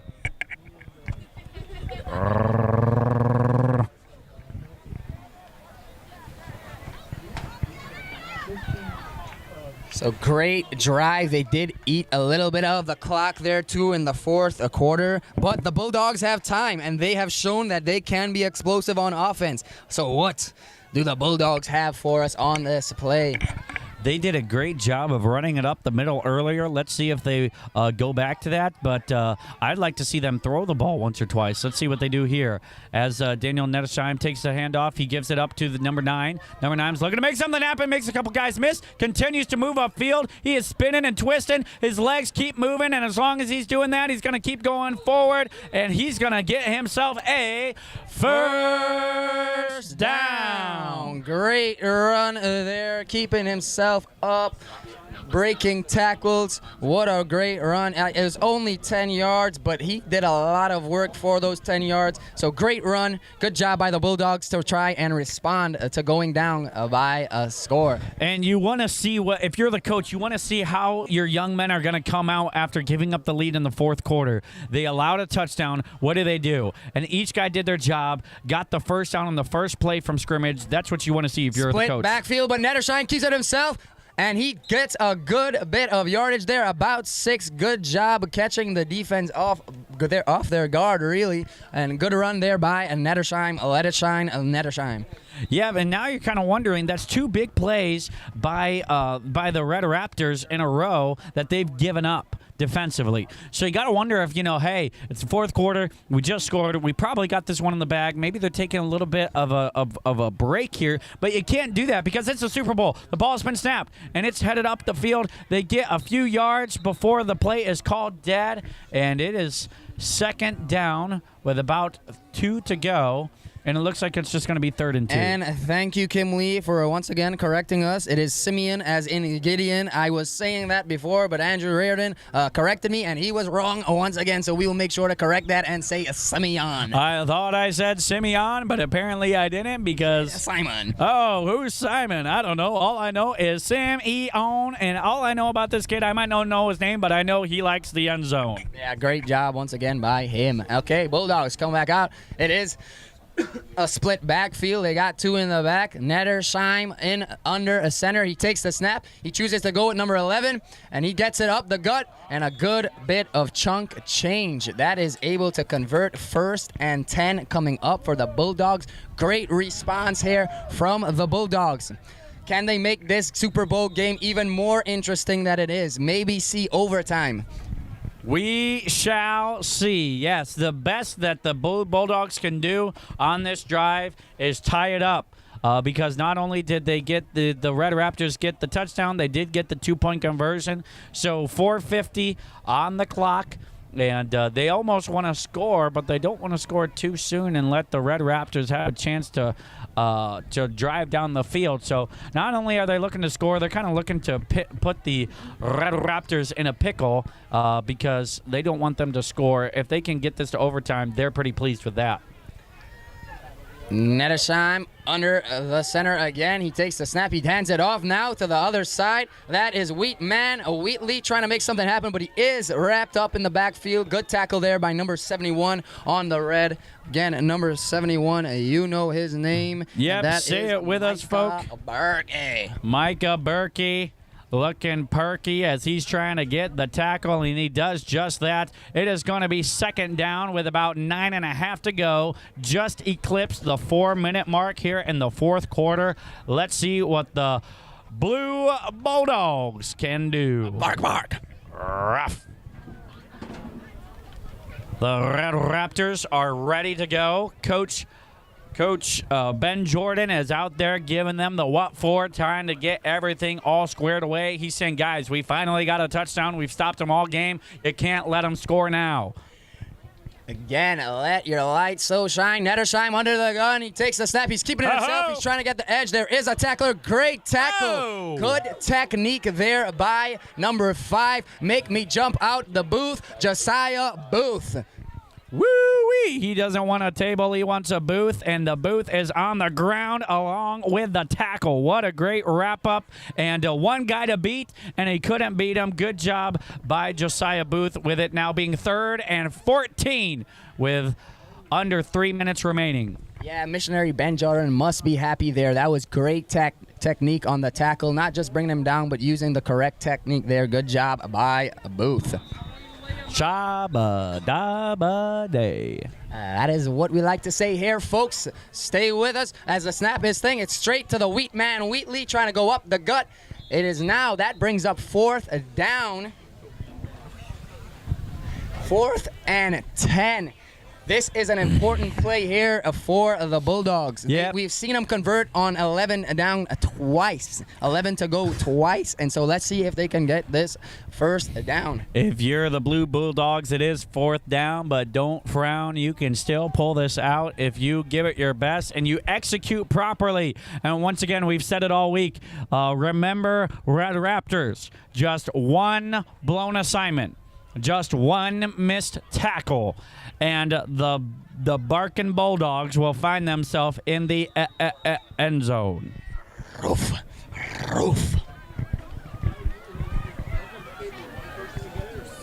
All right, let's see what the Bulldogs, Super Bowl on the line. No doubt with this play, they do decide just to go up the gut again.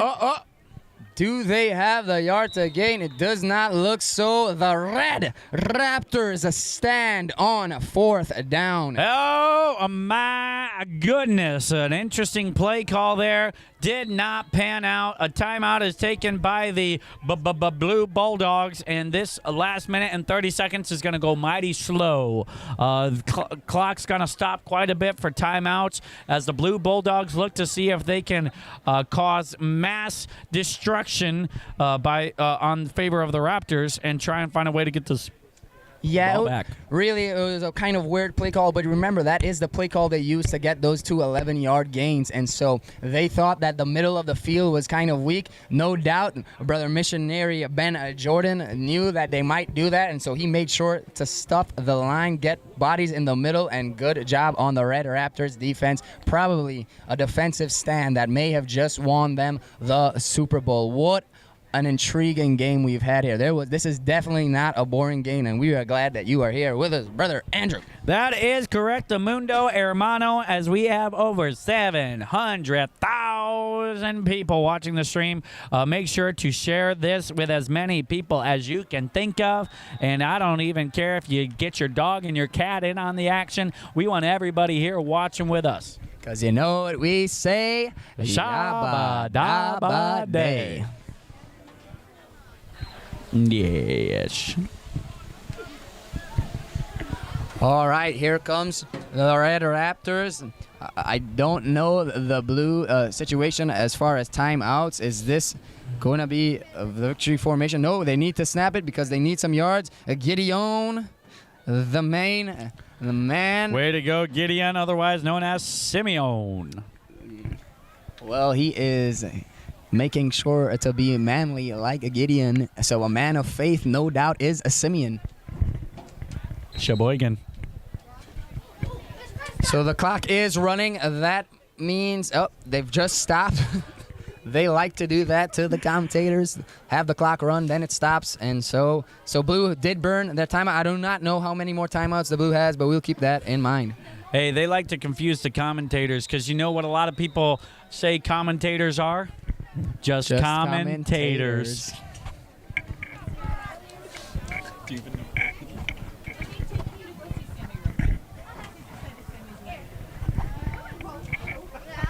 After this game, we will head straight into more high flying action as we will get to experience the lead up to the KFL Super Bowl.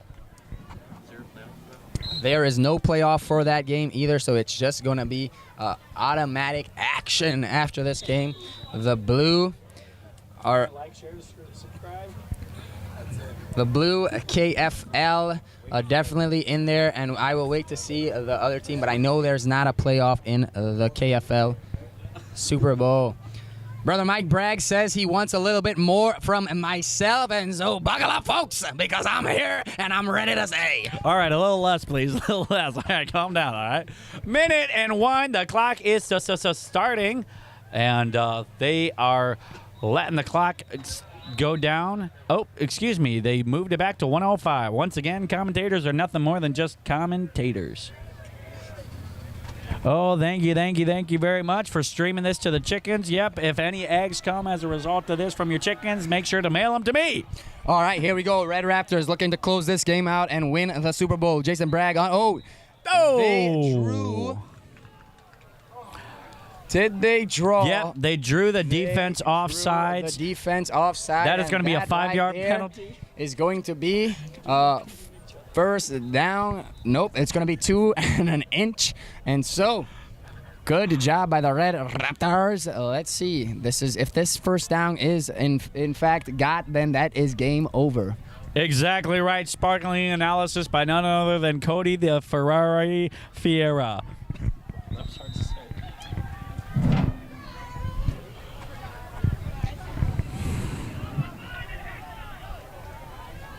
Coaches are proud of their players on both sides of the ball. And at this point in the game, as they end things here, unless we see... Simeon, he's looking for the outside. You got to make sure and keep that ball safe. He does that. And unless we see something crazy... That is a first down. So that is probably most likely victory formation coming here. And the Red Raptors... as we see things kind of winding down here, we just want to say a congratulations to both teams. Blue did a great job. They had a great season and got to the Super Bowl, and looks like they will end up in second place. So shout out to Coach Kavanaugh and Coach Montgomery. But we are excited to announce the Headbuster champions for the 224 MCBF season is, say it with me, everybody, the Red Raptors. And congratulations to all the players, Coach Ben Johnson and Coach AJ Nichols. Right up after this, don't stick with us because immediately after this, we're going to have the coin toss for the KFL division, and they have the Super Bowl on this field. The Super Bowl for that league will be the Blue Bulldogs versus the Green Mean Fighting Machines, and so that will be a great game. So make sure you stay with us, especially if you want your chickens to lay some eggs. That is what one man commented in the comments. He said, "We are actually streaming the game to all of our chickens. We have found the superb commentary has helped to improve the egg production. Anything we can do to help out, we are man of the people and apparently a man of the chickens." The Red Raptors have taken the knee. That means clock will run to 0. Red are celebrating. Congratulations, Red Raptors. Great game. I say Red, you say Raptors. Red, Raptors. Red, Raptors. Red, Raptors. Raptors. Red. Hey, hey. All right, we'll be back in just a few moments with more high-flying action for the KFL, the No Fear League Super Bowl versus the Blue Bulldogs and the Green Machine. And just like that, as we like to say, Shabba Dabba day. Get your popcorn and get your drinks ready because this game is going to start here very quickly.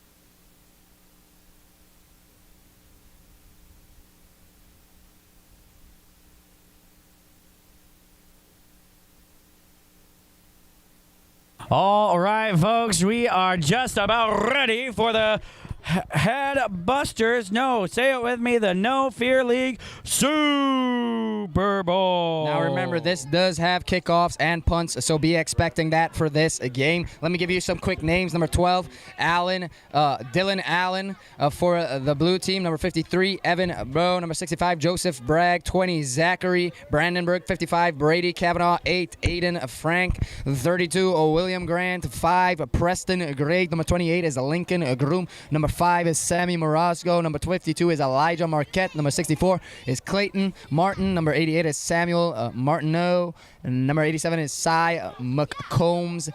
Number 66 is Yahir Miranda. Number 24 is Jonathan Montiel. 45, Freeman Moore. And 48, Patrick Walker.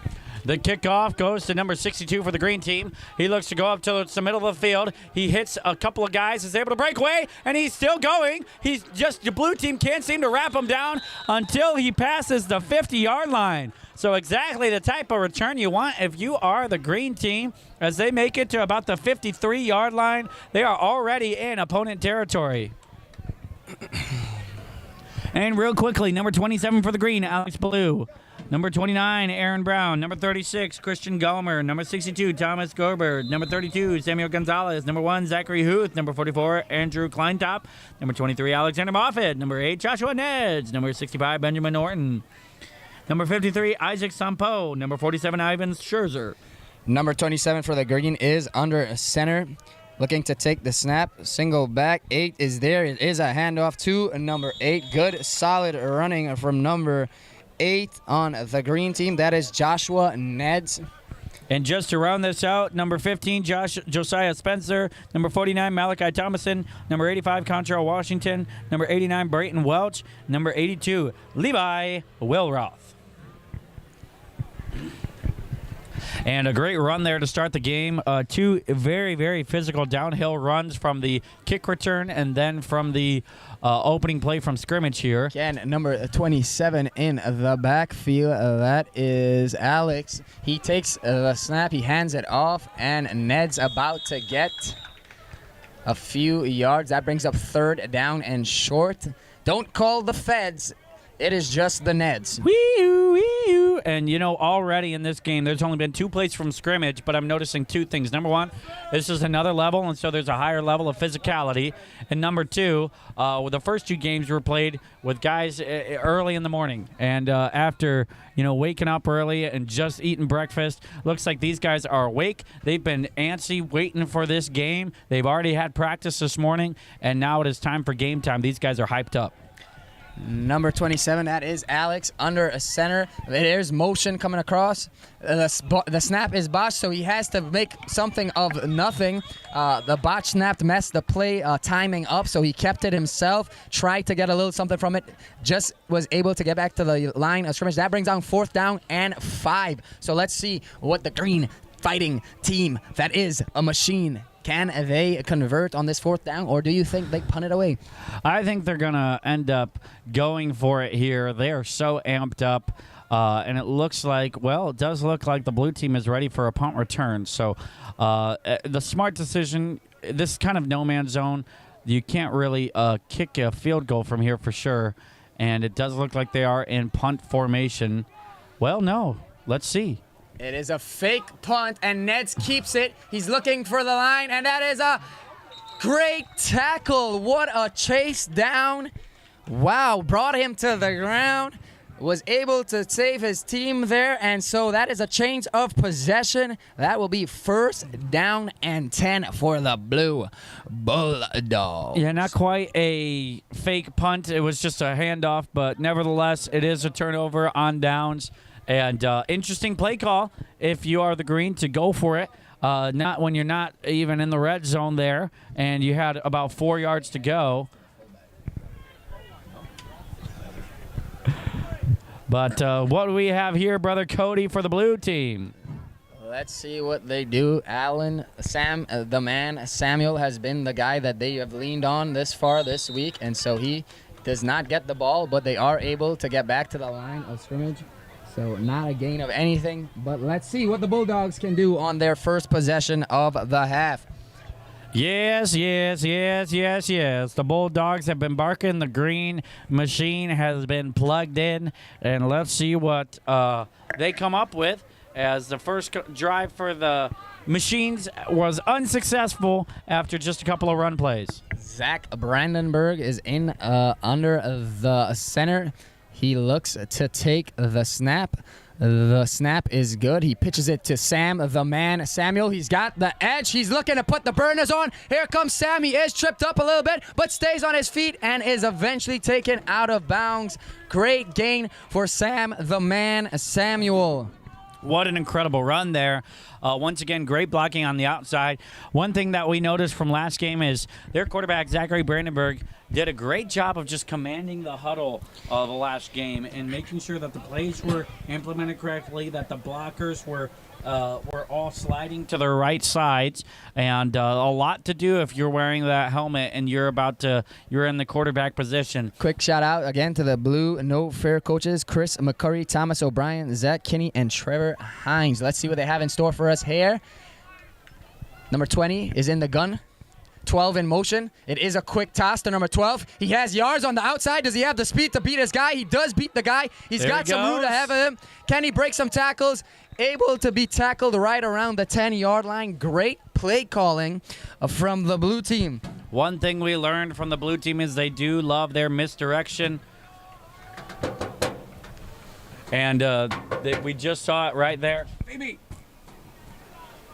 And a great run there for a first down. It is 1st and 10. They're knocking on the door of the 10-yard line, sitting at the 11, and 4 minutes to go. So Green, 3 runs, diddly squat, and the 4th down conversion failed.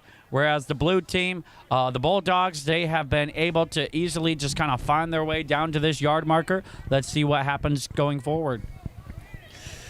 Zach under center. I formation. It is handed off to Sam, the man, Samuel. He is tripped up in the backfield by number 89 on the green team. Number 89 on the green team. You and I know him. That is none other than Brayton Welch with the tackle there. And a solid tackle to really one of the first, exciting plays to get excited about if you're the Green Machines, and able to pull him down there. The ball is on the 9-yard line, 8 to go. It is still 2nd down. Zach attack again, looking to line up under a center. He's got number 5 behind him, also 88. He does toss it back to 88. He's trying to cut back in field. He does so. He's trying to get around some tacklers. Now there is a shove, and that's going to be blown dead for about a gain of 1 yard. That brings up 3rd down and about 7. Not a lot happening with that play there, and unfortunately not able to make much of anything on that run. But we'll see what they choose to do. They are able to throw the ball. We've seen them do it before. Let's see if they choose to do so with 3rd down, basically goal to go.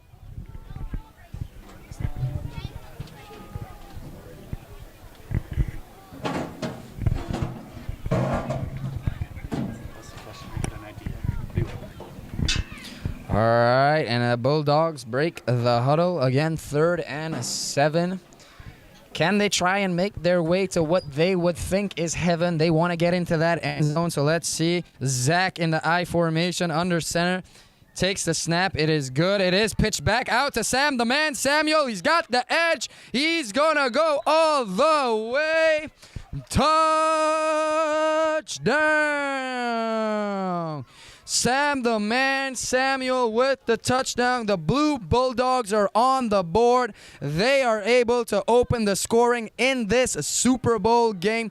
Great job once again by Sam, the man, Samuel. Let's see what they could do here on this second 2-point conversion. Got a good radio voice. You know it.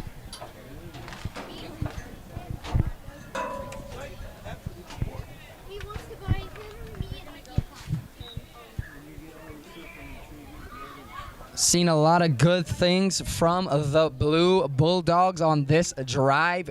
Great way to finish it off with a touchdown. Can they convert here on the two-point conversion? Again, I formation. Zach is under center, and let's see what the play call is. Zach takes it. He does pitch it to Sam, the man. Samuel to the right side this time. Can he break a tackle?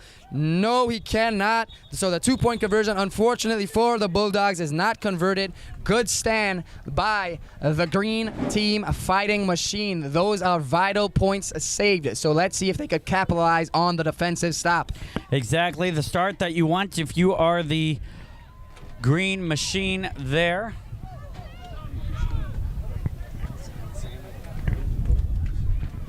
That's what.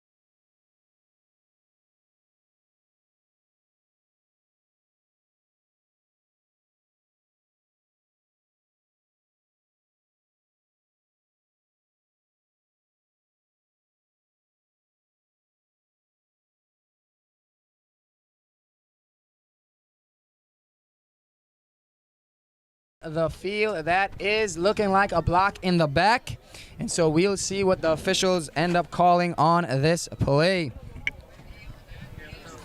That is looking like a block in the back, so we'll see what the officials end up calling.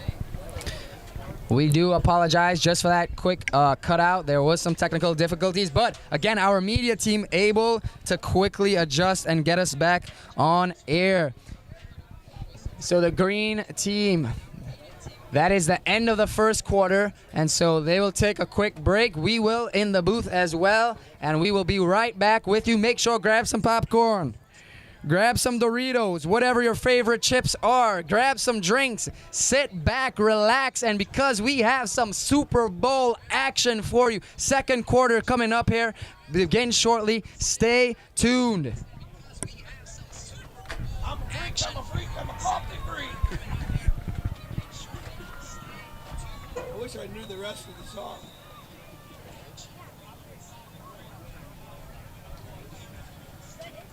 HDMI 3, the code you just gave us just shows the drone shot.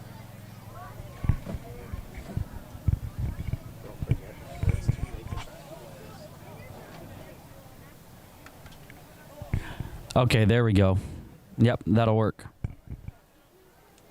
That'll work. We can see all the angles now. Like they would on a normal broadcast. Huh? I don't know what they are seeing. They're seeing whatever's on program. This is what they're seeing.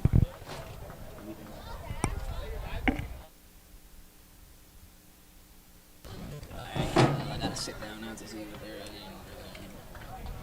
All right, we are back for some second quarter action. And so I hope you are still here with us. Exciting game for you. The green team fighting machines are trying to get something happen here on the offense. 27 Kind of a botch snap. He does pitch it back, however, to number 8. He's not able to go anywhere, but he does lose a yard on the play. That would bring up 2nd down and 11. Yep, solid tackling there by the blue team, able to rally around and take the runner down. And anytime you get a negative first play, if you are the defense, that is to be happy about. And on top of that, the penalties knocked them back quite a ways. So it is 2nd down with 21 to go. Now the clock has begun, so there's 9:30 left to go. The blue team have the lead, 6-0. Let's see if the green machine can get out of this hole they dug for themselves and convert a 1st down.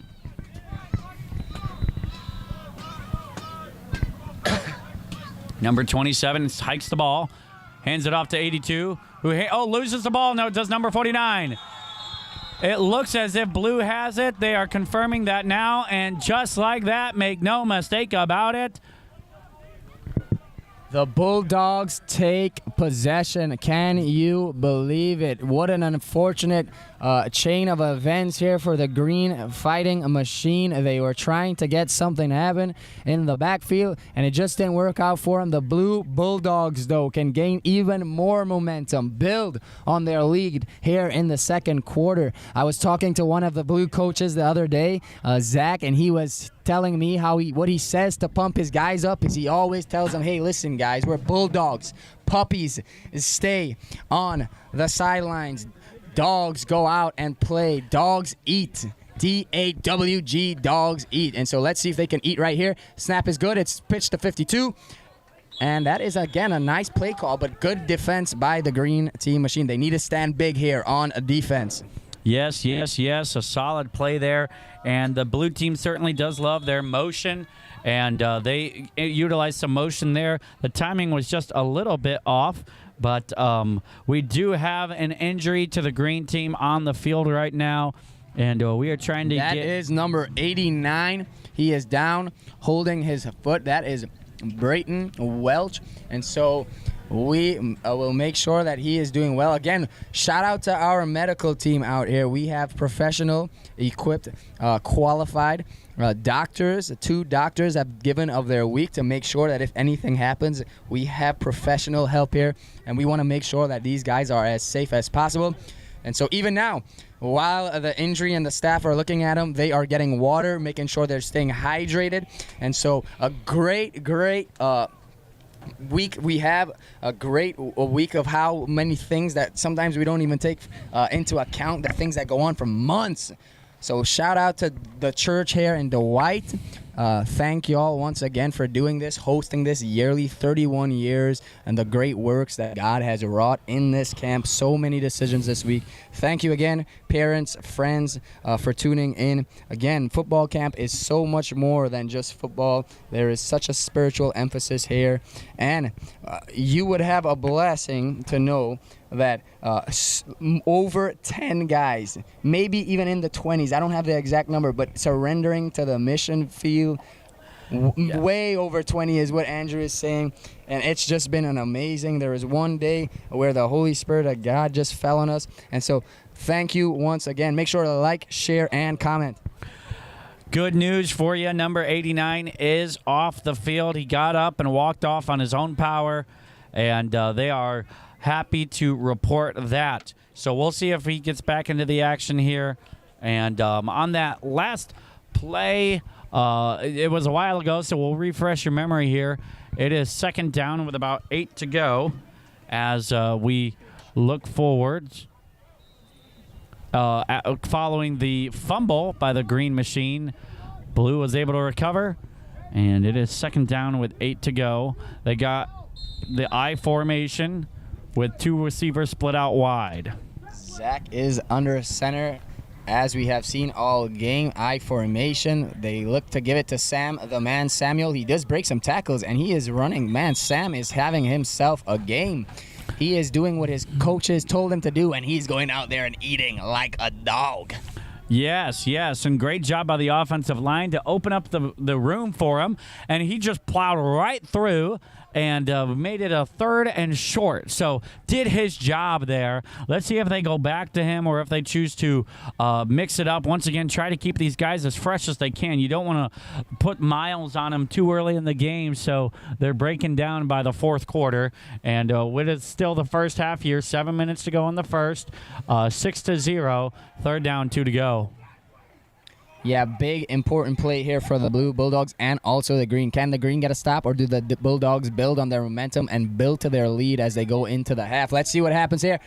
Zach is in the gun, motion in play. He pitches it to number 52. It's a double reverse, and here comes number 12. Good job by the Green defense. Reading it. Stays alive. Does stay alive, and he ends up getting the first down. Great job by number 82 on the Green, though. He saw the play. He stayed with it. Unfortunately, just were not able to completely wrap his arms around him and take him down.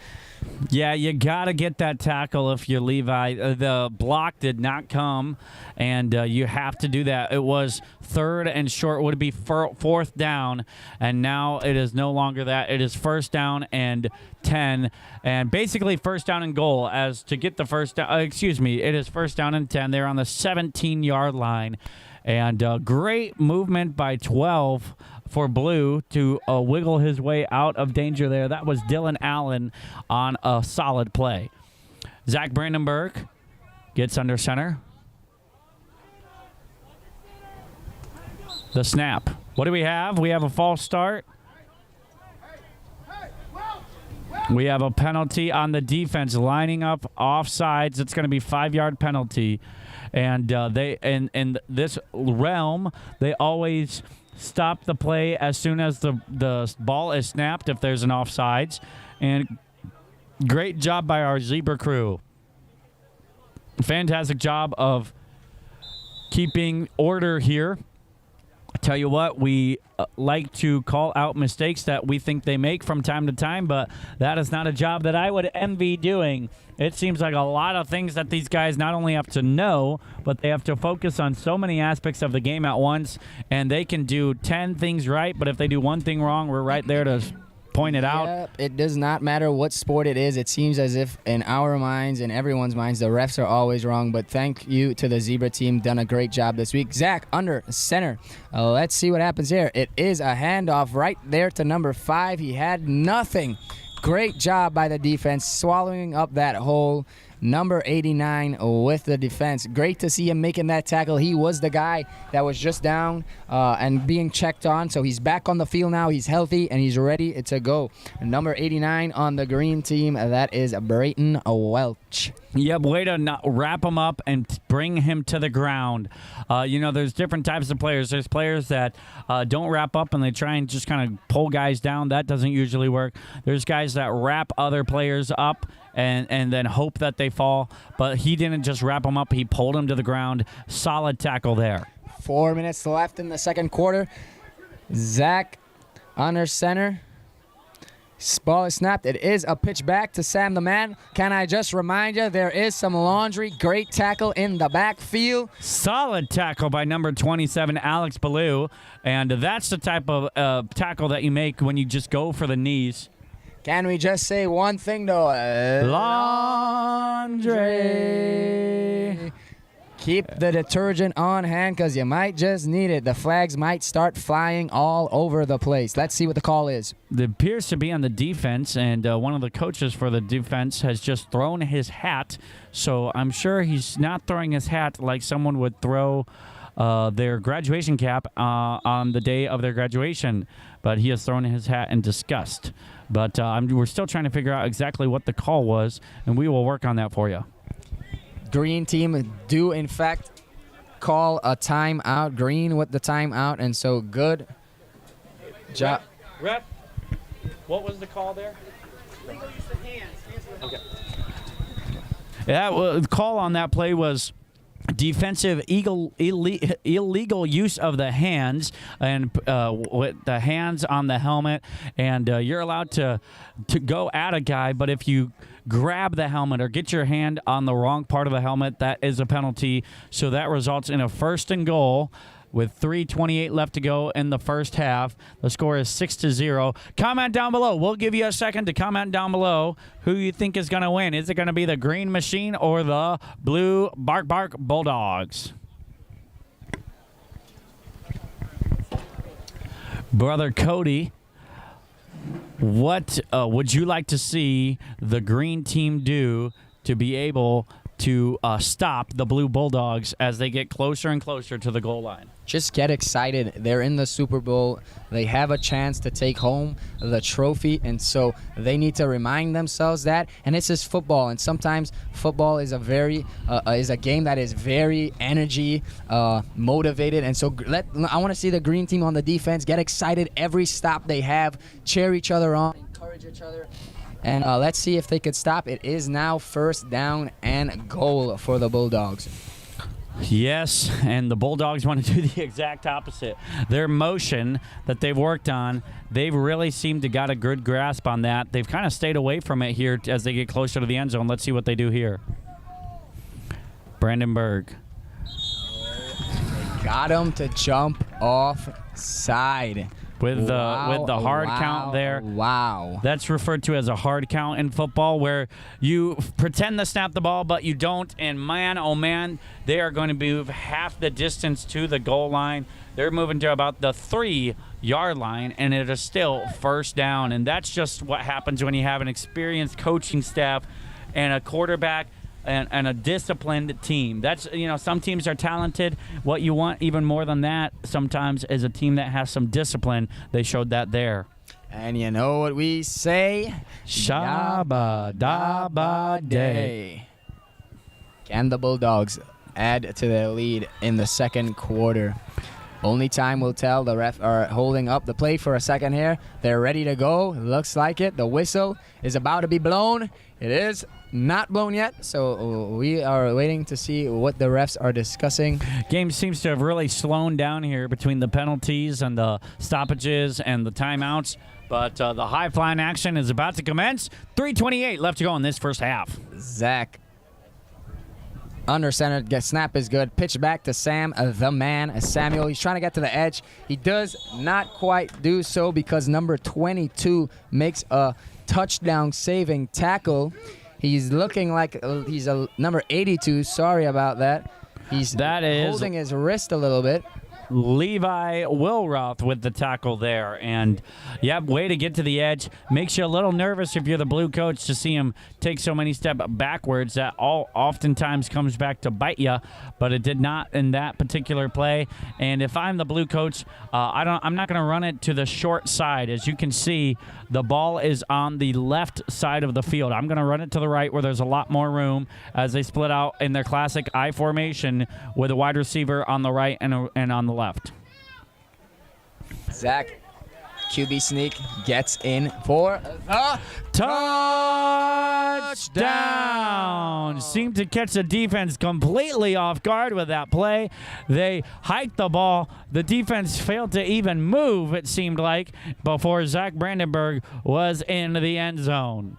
The green defense are all asking the officials a question. They were not happy with the results, and I have no doubt they're not happy with the result. They let a touchdown in. Just were caught off guard, and so the Bulldogs said thank you. I don't know many coaches that are pleased with the result that ends with their team and the players that end with their team giving up a score. But let's see if they can stop them. This would go a long way to helping them out if they can stop this two-point conversion. They didn't get the first 2 points, so can they do it here? Zach, snap. Back to Sam, the man. He's looking for some room. The ball comes out. And the play has been called dead. Is dead. Regardless of who comes up with the ball, that is a failed two-point conversion. So score is 12-0, which is big because of this. If either way, the Bulldogs are going to have to score 2 touchdowns, but they don't have to get either one of their two-point conversions in order to tie the game up. So that is a big stop for them there, and let's see what they're able to do here as they are about to receive the kick with 2:30 left to go in this first half. Yeah, look out. Watch out. Number 8 here on the green team. See if the main man, Ned's. Don't call the feds. You might have to if he takes this back to the house. But look to see if he can get on the board and make something happen with his legs. If I am the Blue Bulldogs, I don't want to kick it in his direction. And really, I don't really want to kick it to either one of the two guys in the backfield because they're both explosive guys. And let's see. The Green Machine, they need a score here. And so let's see what they do.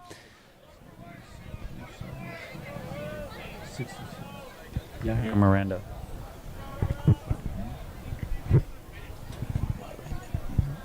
Yahia Miranda is ready to kick it off for the Blue Bark Bulldogs.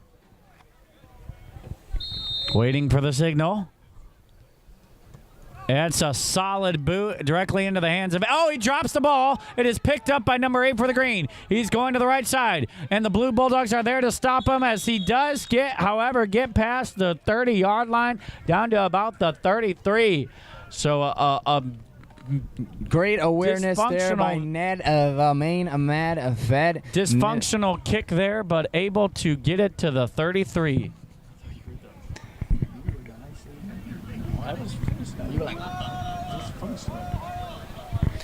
Ned, the Fed, a monster. Good job by him. Great awareness to pick the ball up. But the Green Machine needs something here. 1 minute 50 left. Shabba dabba day, folks, as we are getting down to the end of the first half.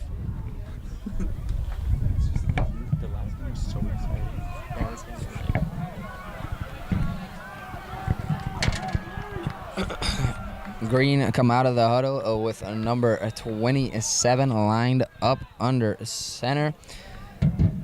The Fed man, Ned, is in the backfield. He does get the ball. He tries to go straight up the gut. He gains a few yards there before being stuffed. That is a gain of about 2 yards. So it'll bring up 2nd down and 8. Let's see if Green takes a chance here. We have yet to see them throw the ball as far as my recollection goes in this game. But let's see if they're able to make something unique happen with this opportunity that they have. The clock is ticking. We are under a minute here in the first half, and they are down 2 scores, 12-0. Blue Bulldogs are looking to wall up and not allow anything disastrous. Alex, under center, takes the snap. He keeps it himself. Oh, he was looking for a guy, but saw that it was probably going to be covered, so decides to take it up the middle himself and gets back to the line of scrimmage. Good job by Alex, just understanding that that play was dead and trying to make something happen. Unfortunately, not much did happen if you're the Green Machines there. If you're the Blue Bulldogs, a lot happened to that play. You straight up stopped them. Bark. And if you are the Green Machine, you got to have a feeling of a little bit of desperation here. As 33.1, they did call a timeout, so the clock has stopped. But down 12-0, you want to make something happen. You would love to see this deficit be decreased by 6 going into the half. But the last thing you want is to give the other team the ball with any time in the clock. Let's see what they come up with after the snap. Number 27 for the Green. Alex has the ball under center. He's looking to throw. It is a throw. It's a little bit high. And so Green team do not get the completion there. The clock does stop, however, at 28.7 seconds. Yeah, a throw way over the head of the receiver and the defenders for that matter. So maybe a little antsy there on that play, but wasn't able to get it there. And that results in the 4th down with 7 to go. And if I'm them, I'm just going to punt this away and pin them back with less than 30 seconds left to go. Yeah, and you do not want to give the Bulldogs the ball right here and give them an opportunity to increase the score to 3 scores. And so let's see what the Green Machine do. Are they going to play it risky, or are they just going to keep it safe and punt this thing away and try to get into the half, accepting their losses? We shall see. We shall see. As number 27, Alex, takes a snap. He looks to throw, looking for 82, puts it up. It is right through the hands of for an interception. Did not come down with it, did William Grant. And once again, wind might be a factor here, Brother Cody. Yeah, the flags are doing what flags do, and they are flapping in the wind. And so, risky play call there. You've given the Bulldogs possession with a 23.4 seconds left on the clock to almost end the second quarter. I think they still have all their timeouts. That was So- a crazy call. Brother Cody, I'm going to ask you on the spot right here, right now, for a prophecy, a prediction. Tell me, are the Bulldogs going to score before the half's over? Sam the man, my prediction will get to the outside on the right side and get a touchdown. I'm going to say they will score as well. I've just got a feeling in my gullet. It might be the Ritz Crackers, but it's probably going to be a touchdown here. But again, we could be wrong, and thankful that we are not under the law, because if we are so, we are definitely not wanting the punishment of being wrong. We do not claim to be prophets. Yeah. Ruff, ruff. Bark, bark. We have a stoppage here. Looks like the referees are just coordinating something really quickly. The teams take the opportunity to get in the huddle, talk a little bit about what needs to happen here. Defense need to take a stand. Offense want to score. Who's going to have the better play call? Is the defense going to line up correctly? Whether that be cover one, man, whatever they decide to do. Let's see on the defense. And then on the offense, are they going to come up with a play here that might surprise the green team, a machine? And will the Bulldogs go up 3 scores before the end of the first half? Only time will tell. The huddle breaks, and Blue Bulldogs line up at the line of scrimmage. Brandenburg under center. Standard I formation with 2 wide. Snaps it. Pitches it to 88. 2 guys there to meet him. Gets away from one. Gets down the field for a little bit more, but then number 89 smacks him out of bounds, but not before gaining a solid gain of about 5 yards. It is going to be second down. In fact, second down and 3 to go, so more like 7 yards gain there. And the clock stopped with 17.2 remaining. So exactly what you want if you're the blue team there, able to stop the clock, able to keep the ball moving, and you are that much closer to the end zone, still 30 yards to go. Yeah, Green coach is not happy with that. They're telling their guys, stop trying to push Sam the man Samuel. He's breaking those tackles way too easy. Try and hit the guy is the call from the coaches. That's exactly what 89 did, and he's the one that got him to the ground. Blue come out of the huddle in the I formation. Brandenburg under the center. He takes the snap. He pitches it to Sam the man. Sam's looking to throw, and he does that. It is picked off. Can the green team machine do something with the ball? Great pick to end the half. Maybe a momentum-building play, as there is still 8 seconds left. Can the green fighting machine do something? What an incredible play. I believe that was a play that we talked about earlier, where they were going to allow the running back to throw the ball. They did allow him to throw the ball. It ended with an interception. Possibly why he's not a quarterback and more like a running back. But part of you wonders if they just knew that there's 8 seconds left in the quarter. We're going to try something crazy. Worst comes to worst, they only got 8 seconds to go, 80 yards. Yes, that was a terrible throw by the man Sam. But do not take anything away from him. He has had a great week. He is one of the stars on the Blue Bulldogs. So unlucky there for Sam. Keep your head up, buddy, and go again. Timeout called by the green team. They want to talk things over. They do not know what's going on. The coaches, again, have some frustration. Like, who's calling timeouts? What is going on? Even the coaches seem confused. This is not a good side for the green team. Yep, looking a little dysfunctional. Some guys are not on the field that are supposed to be. And that resulted in a timeout, but it looked like number 1 for the green team was not on the field, by the name of Zachary Huth. And so they didn't have enough men on the field. So good play by the players. whoever is the captain on the defense did a great job by recognizing that they didn't have enough guys out there on the offense, and so he called a timeout. The coaches were a little frustrated, but good job by the green team to see the need and call that timeout. Let's see what they do. Will they throw? I believe they will. Might as well let's Baptist bomb. bomb.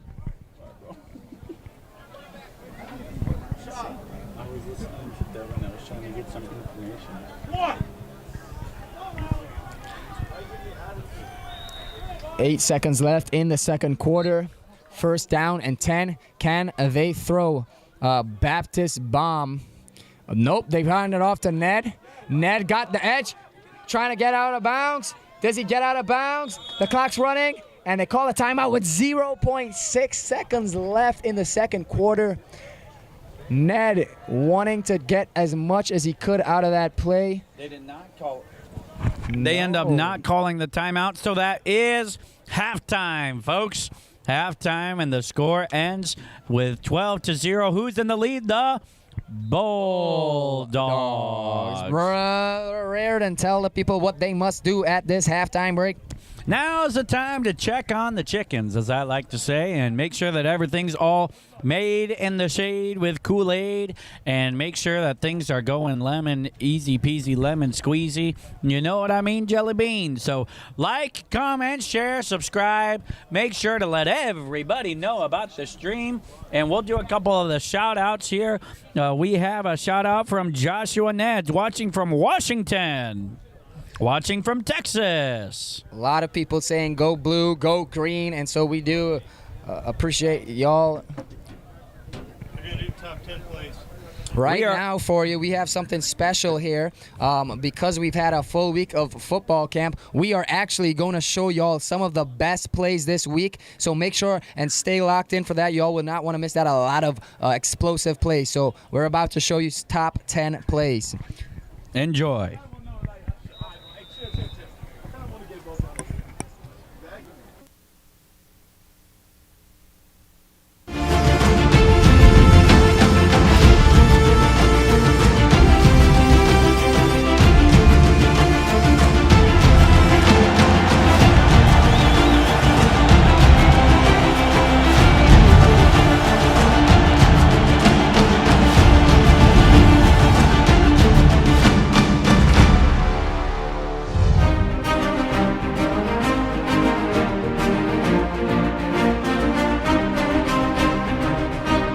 Calling out the audibles, red 43 to say hi, and he hikes the ball, hands it off to number 34. Number 34 goes up the left side. He's going towards the end zone. He's got one man to beat. He does one man, and it is a touchdown.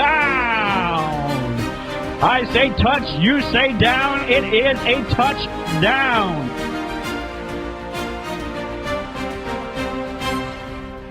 Collects the snap. Hands it. Oh, keeps it himself.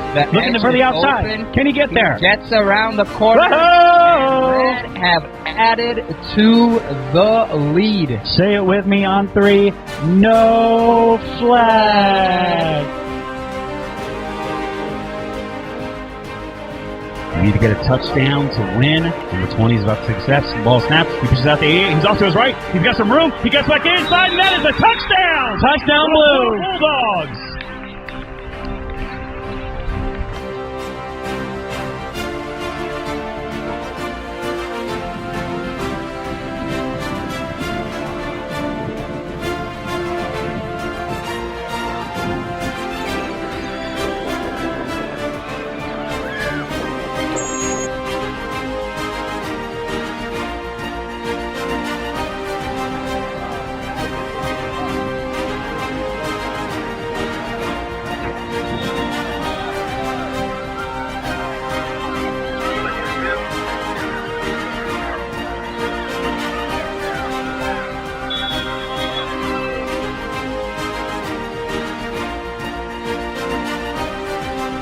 He's under center. He takes the snap. It's a handoff to 84. He's got the edge. He's got room to go. He's going. Can he Going.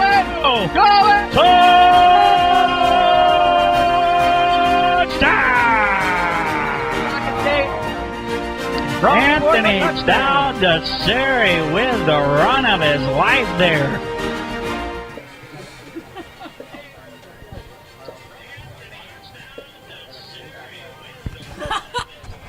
I'm play calling and then it's like, go in. All right, let me just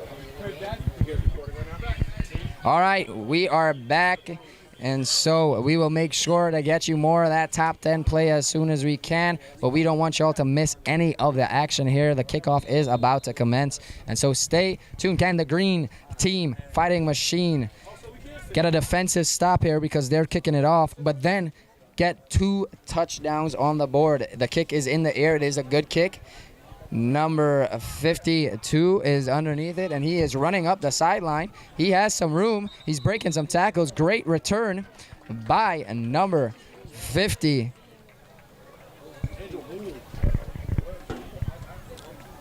Solid return there by number 52 for the blue team.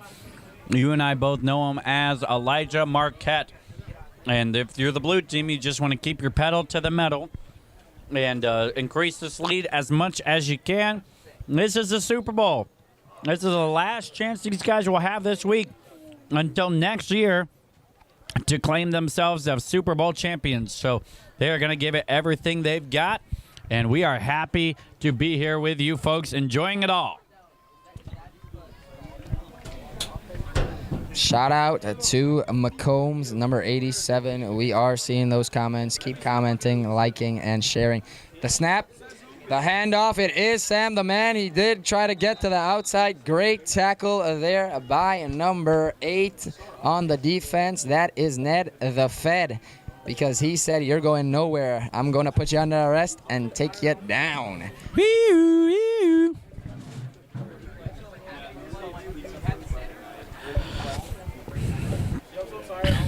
Green Machine's got to make something happen here. They definitely do not want to give up another score. And you can see that they are playing the run quite tightly. They have everybody near the line except for one guy all the way in the back as the safety, about a solid 20 yards away from everybody else. But they are ready to go here. And take it away, Brother Cody. Line up in the gun. High snap, good catch by the main man, Brandenburg. Oh, they're trying to rip the ball out of his hands, but great one-handed catch. That snap was really high, but he did a good job to bring it in and actually gain a little bit. So good job by the QB of the Bulldogs. Bark, bark to the Bulldogs as they are running and gunning here. It is 3rd down and long, 3rd and 7. And let's see, they have 7:30 left to go, up 12. Are they going to play conservative or are they going to be aggressive? You got to think they have not really shown a whole lot of conservative play so far. They do have 3 wide receivers outlined. They've switched from the I formation to the shotgun. And we have movement on the line. We're confirming whether it was defense. It was offensive false start. So instead of 3rd and 5, it's going to be 3rd and 10, and that makes it so much more tougher for the offense. Shabba dabba day. We are happy here, folks. If you are happy, put in the comment section hashtag ManCamp Super Bowl. Yep, great opportunity to see these two teams going at it. And so make sure and stay locked in again. The game, it's the Super Bowl. The green team machines, they want the win as much as the Bulldogs do. It is still doable with the score only being 12-0. Let's see if the green could get a defensive stop here. Great job by them to put themselves in this position. 3rd and 10. Very important play coming up here for the green defense. That is true. And we are looking forward to seeing what comes of this upcoming play. And they come to the line. Zach Brandenburg's in the shotgun.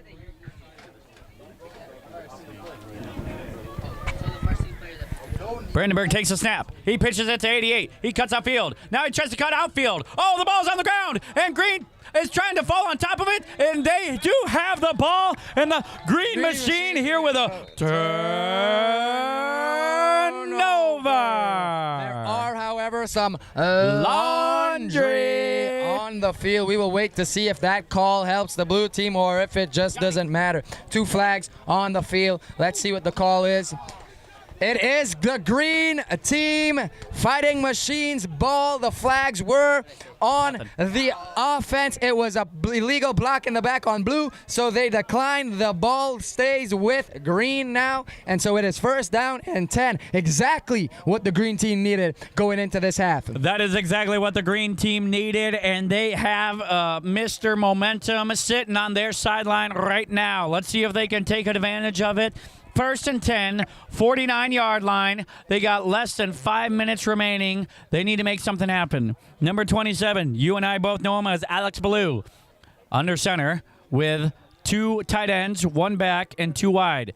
Hands it off to Ned's the Feds. He pushes it upfield, got a little extra juice into the step after that turnover, and gets a gain of 4.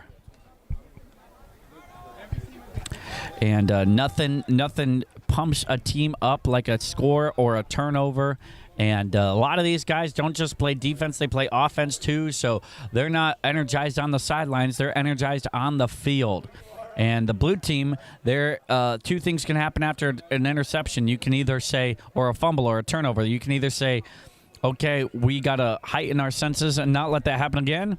Or you can just say, oh man, that was unfortunate, and kind of hang your head and let them roll all over you. And let's see what blue decides to do. It is second down with 6 to go. Ned the Feds bouncing it to the outside, trying to evade the defenders. They go for the legs, and that's why you go for the legs, because the legs take the man down. And able to evade the first defender out of sheer speed, but a diving attempt at the knees causes it to be a third down with about 3.5 to go.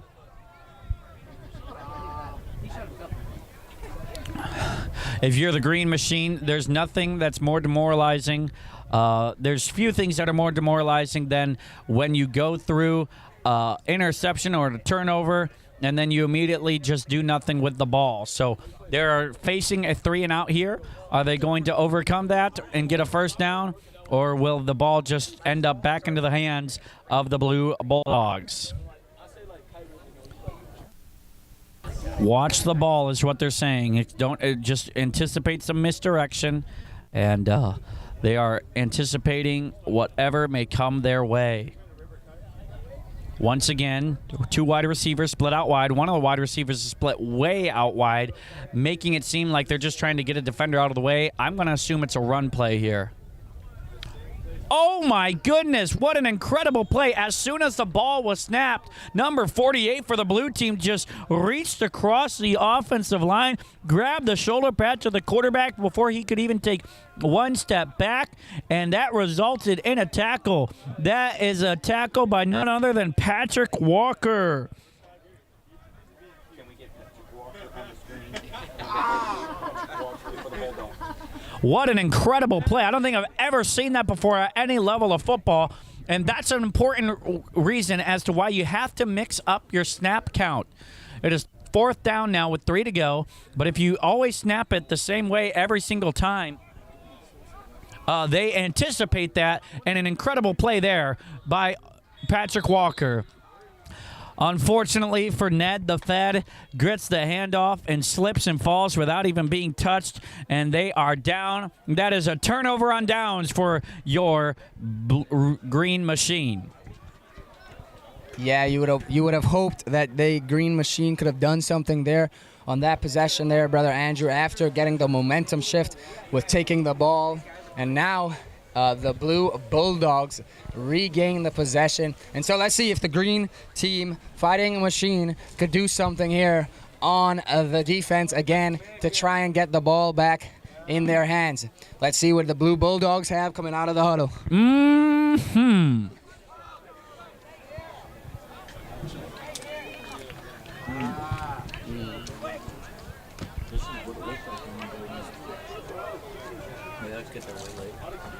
First down, Brandenburg.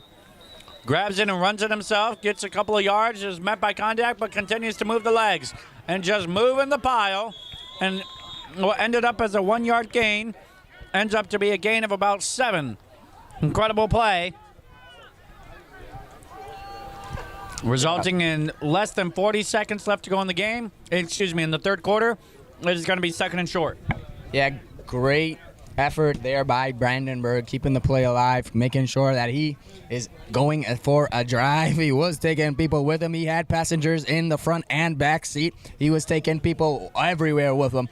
And so, great job by Brandenburg. Man, the Blue Bulldogs have played a phenomenal game thus far. They have changed up the plays, a lot of motions, a lot of plays to just straight up the gut, keeping the green team on edge, not really giving them a kind of understanding of what they're doing because there have been so many variety of plays. This is probably the most extensive playbook that we have seen being used all week. There are so many different plays, and so good job by the Blue Bulldogs. Let's see, though, if the green team can make something happen. Get another stop, get a turnover. You got 10 minutes left. It is now the fourth quarter, so can the green fighting team, machine, whatever you want to call them, can they come back? Shout out to Will Grant, number 32. Let's go Blue. They are in good shape as we head into the fourth quarter here. And thank you for joining us here on the MCBFC Sports Network. Take a minute, like, share, comment, subscribe.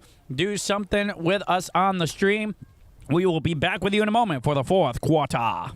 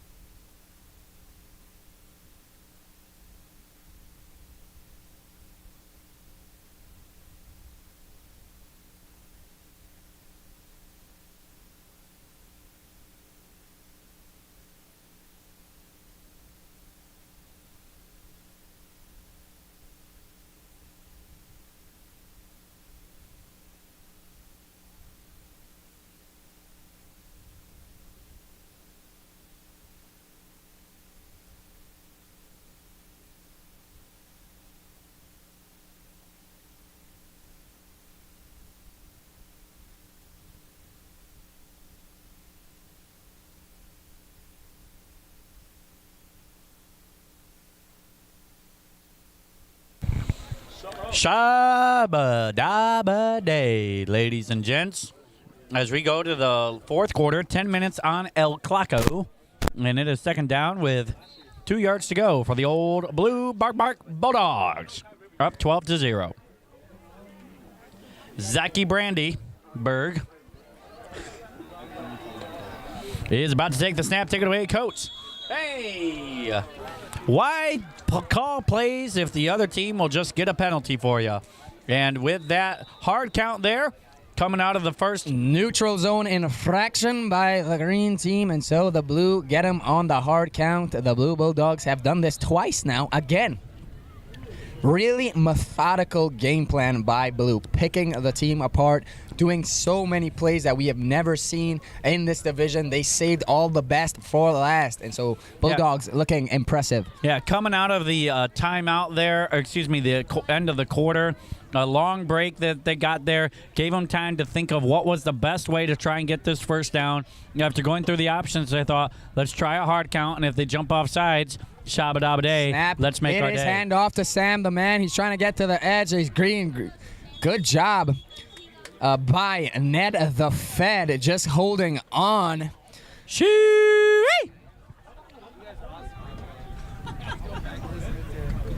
I was dying laughing. Thank you.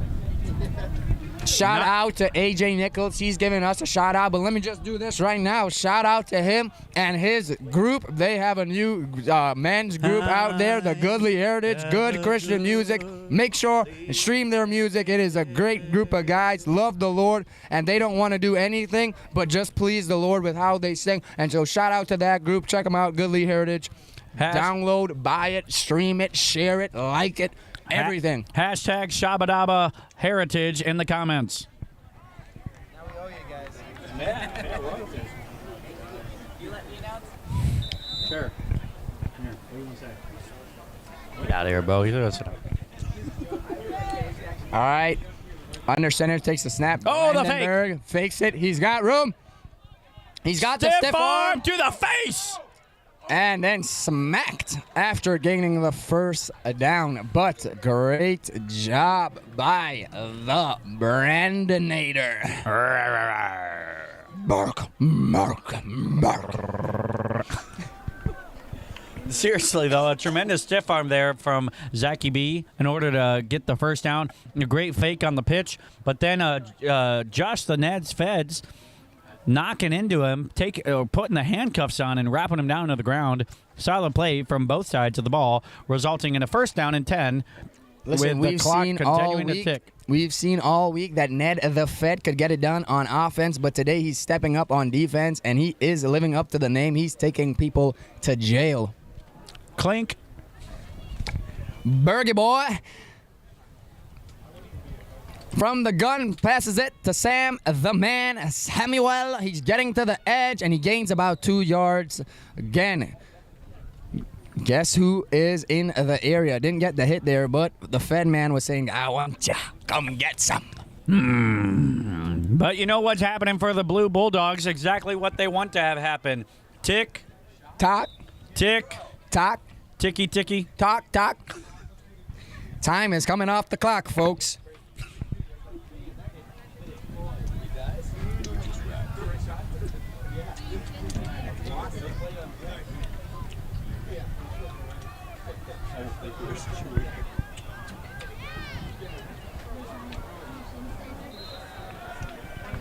Let's see what the Bulldogs do as they come out of the huddle.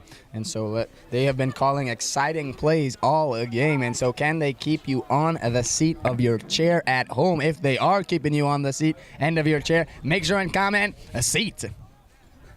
I'm usually, when I'm on my chair, I am on the seat, but are they going to keep us on the edge of our seat is the real question. Something or another. Anything is happening, and good things are happening.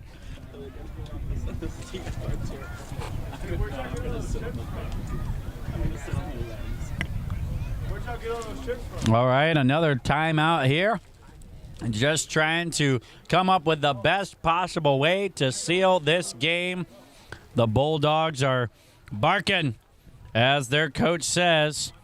Puppies are on the porch, but big dogs go out and eat. Rum, rum. Rum. All the nachos on one chip.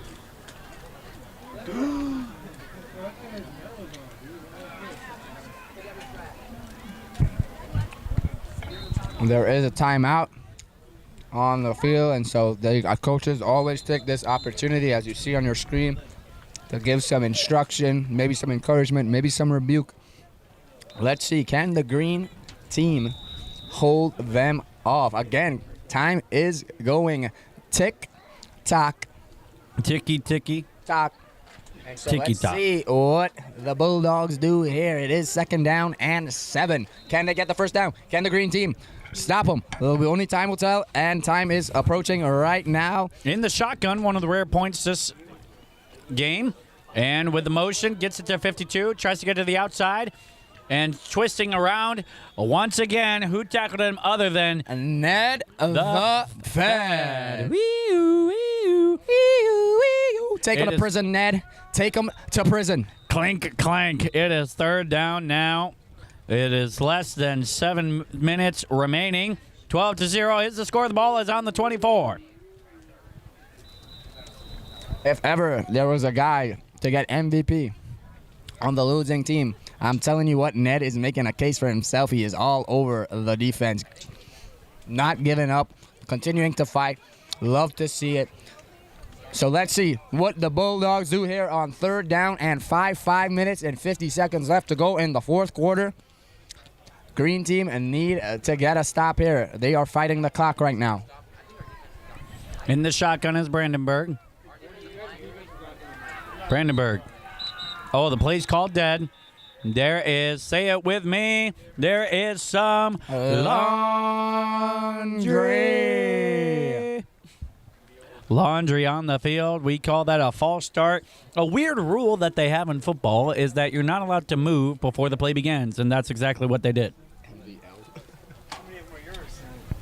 MVL, that's got to stand for most valuable. Finish it with us, folks. Comment down below what the L stands for. I think we all know. That was from one of our viewers. That was one of their comments. But Ned the Fed Meister has been playing phenomenal. Yes, his team is down, but can he give them the spark they need? Brandenburg in the shotgun. Motion as usual. Fakes it to 52, gives it to 88. The spin move behind the line of scrimmage. Uh-oh, he's cutting it up across. Going left and right, but not going forward. And the play is called dead. Able to make a lot of steps forward, but not able to get the first down. It is going to be 4th and 4. I'd like to see if the Blues are willing to attempt a field goal here. What do you think? We shall see. I mean, Sam the Man Samuel is playing as if he is on the Buffalo Bills. What a good running. The spin move, the juke. Man, lots of action. Again, he has done a phenomenal job all week, and he is really looking like he wants to close it and make sure that the Blue Bulldogs go home with the Super Bowl. Shout out, huge shout out to the Chain Gang. These guys are what make sure the game goes so smoothly. Alongside of them, we also want to shout out to the Zebra Club. I'm talking about the referees doing a tremendous job alongside the statisticians. You see them on the field from time to time. Also, don't want to discredit or discount or forget about our media team, the cameraman, the sound operators, the guys controlling the cameras and the drones. What an incredible job they do. Nikki says, shout out from New York. She says, woo! No doubt she's showing support for the Blue Bulldogs. They have the stud RB, and his name is not RC. It is Samuel. And so good job again. Thank you for the shout out. We hope you're enjoying the stream. Remember to share. Let's go Bulldogs. Let's go Green team. Let's go Green Machine. Speaking of going, number 12 is trying to go forward, and he's not able to do so, resulting in a turnover on the downs. It is going to be the Green Machine's ball with 4 minutes remaining. So basically, they need to score 6 points every 2 minutes in order to tie. Can they do it? Shout out Josh Neds, number 8, Texas, all the way from Texas. Shout out to Will Grant, number 32. Let's go Blue. And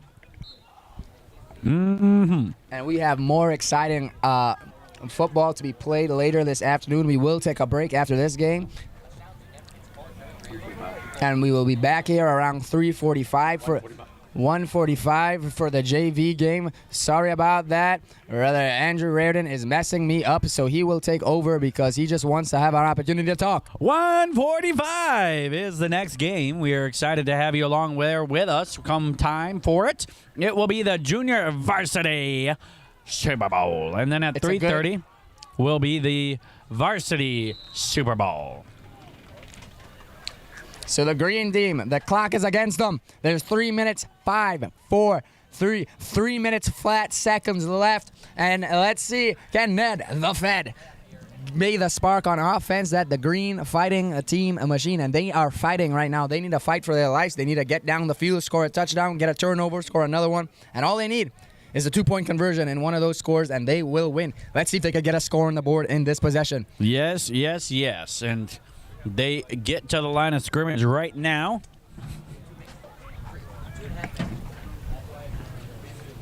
Number 27, Alex, with the snap, passes it off to Ned the Fed. Looks to hit a hole, but when the defense knows who's going to get the ball, they know where to go, and they wrap him up and take him down for a short gain. It is 2nd and 4.5. Excuse me, 3rd and 4.5.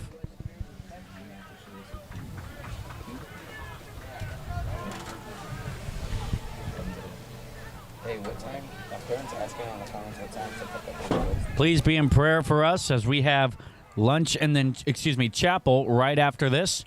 So please be in prayer for us. The young men have done a great job responding, but there's still more decisions to be made, more messages to be preached and listened to. So please be in prayer for the young men as the ball is snapped, looking to pass, evading defenders, throws the ball up in the air, and it falls to the ground.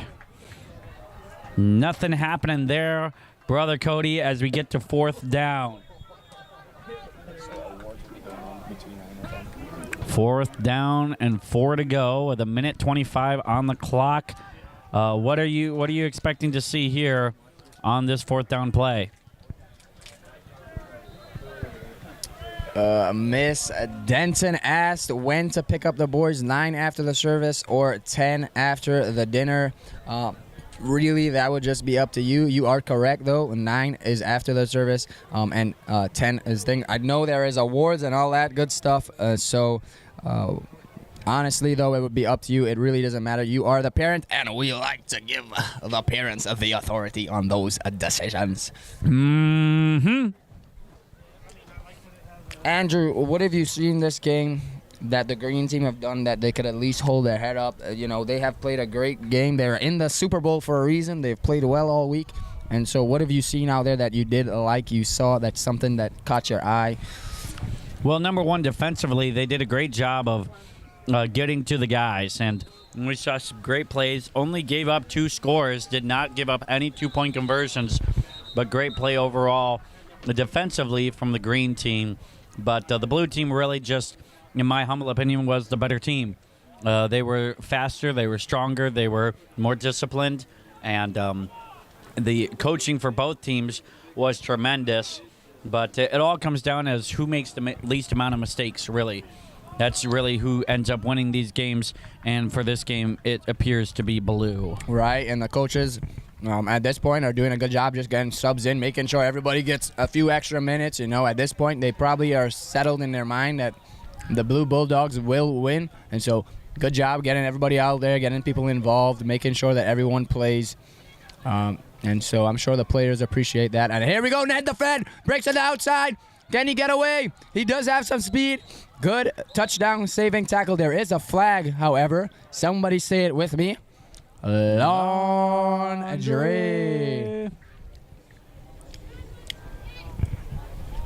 Shout out to the McCombs with 4 boys playing at man camp. Good job once again, Ned the Fed. He has made a case for himself outside of Sam the Man Samuel. Ned the Fed has been one of the players to watch today, and he's been one of the players to watch all week along with Sam the Man.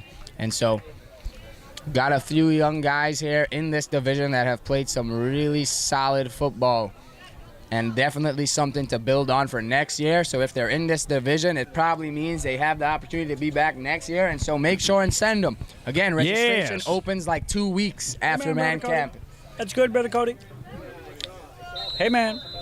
So make sure, register, and get excited. Again, more than just football, a lot of spiritual decisions made this week. So praise the Lord for that. Continue to pray for us as we go into service after this. Alex has it, looking to make something happen. Hands it off to number 49. It is a fumble. The fumble is out. The ball's on the ground there. All tapping on top of it. Who's going to end up with the ball? We don't know who's got it, but Green ends up with the ball. So Green's able to maintain possession. 37.3 remaining as they take a time out.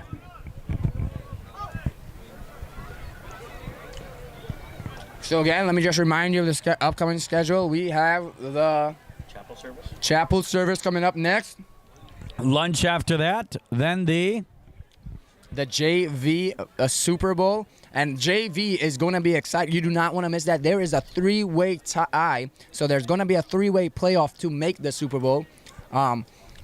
So it's going to be between green, burgundy, and blue in a 3-way playoff to try and face red in the Super Bowl. And so right before that game, we're going to have the overtime rules. Blue did have the bye, and so green and burgundy will face off in the JV division. The winner of that will then face the blue team, and the winner of that will then face red in the Super Bowl. So it might be a little confusing, but that is what we had to do because they had all the same record. Blue, they were able to get the bye in the playoff because they had the most points put up on the board, and so they got the bye that way. And so it's going to be interesting. Make sure, come back here, stay tuned with us, because you do not want to miss the JV and then, of course, the varsity games after the chapel service. That is correct, brother Cody. Perfectly executed there. He got through all of that without any mistakes. Got to be impressed by that. All right, Alex Ballou with a snap. Gives it up to 8. Looking to pass is Ned the Fed. Throws it up in the air, and that is not intercepted. It falls through the hands of number 65. And say it with me, that's why he's playing defense. If a ball just falls through the hands, luckily for the green team, that was not picked off. And sticking with. I think that was a good throw by Ned. I don't know why the receiver stopped. He did try to throw it out in front of him, but number 49 just stopped and was trying to wait for him to throw it up. Ned, good ball. I don't think him and the receiver were on the same page, though, and so it could have ended bad. But thankfully, the green team, there's 31 seconds left in the fourth. They still want to score. They do not just want to end this game with no points on the board. So no doubt they are going to try their best to score. But the Blue Bulldogs, great game, great play. Bark. Got to be proud of these young men for the effort that they put in. And once again, Fed's looking to make something happen, throwing the ball, scrambling like a crazy man, throwing with his left hand here, throws the ball up, and smacked away by number 65, the man who just had the dropped interception. This time he's smacking the ball away, and that is none other than, you know who it is, Jeb Bragg. Jeb Bragg with his dad watching on the sidelines here, clapping for him, happy about that. That is what you pass call breakup. a happy pappy. He is over there. Yeah, I love my son. And so we're excited to see that for the Jetmeister. Yes. He's pumped for his son. Now he's hoping to see another play that he can make. And there is 18 seconds left to go. It is just where you want to be if you're the offense. 4th and 17. That's not exactly accurate, but it was a great play by Ned the Fed, but just better defense by Joseph Bragg. Again, his dad is weeping on the sidelines looking at his son play. He is such a happy father right now, and so good things are happening here. There we go. Ned the Fed gets to the outside. He has some room. He wants to make something happen. Man, Ned not giving up. Love to see it. And good job. 8 seconds left on the clock. There was a timeout called. Can the green team punch this in? We do have something on the field by the name of laundry. Let's see what the laundry is about. The refs are deciding. They're like, what do we want to call? Do we want to call offsides? Do we want to call block in the back? Yeah, let's call block in the back. In the back against the offense, wiping off a monster run from Ned the Fed. And so, unfortunately, that play will be brought back. Mm-hmm. They declined the penalty. They allowed Ned to have a run because he did not make the line of scrimmage. So that is unfortunately still a turnover on downs, and blue team will go to victory for nation. Folks, ladies, gentlemen, you have your 2024 KFL Super Bowl champions, the Blue Bulldogs. And say it with us, everybody. Bark, bark. Bark, bark indeed, as Zachy B takes the knee.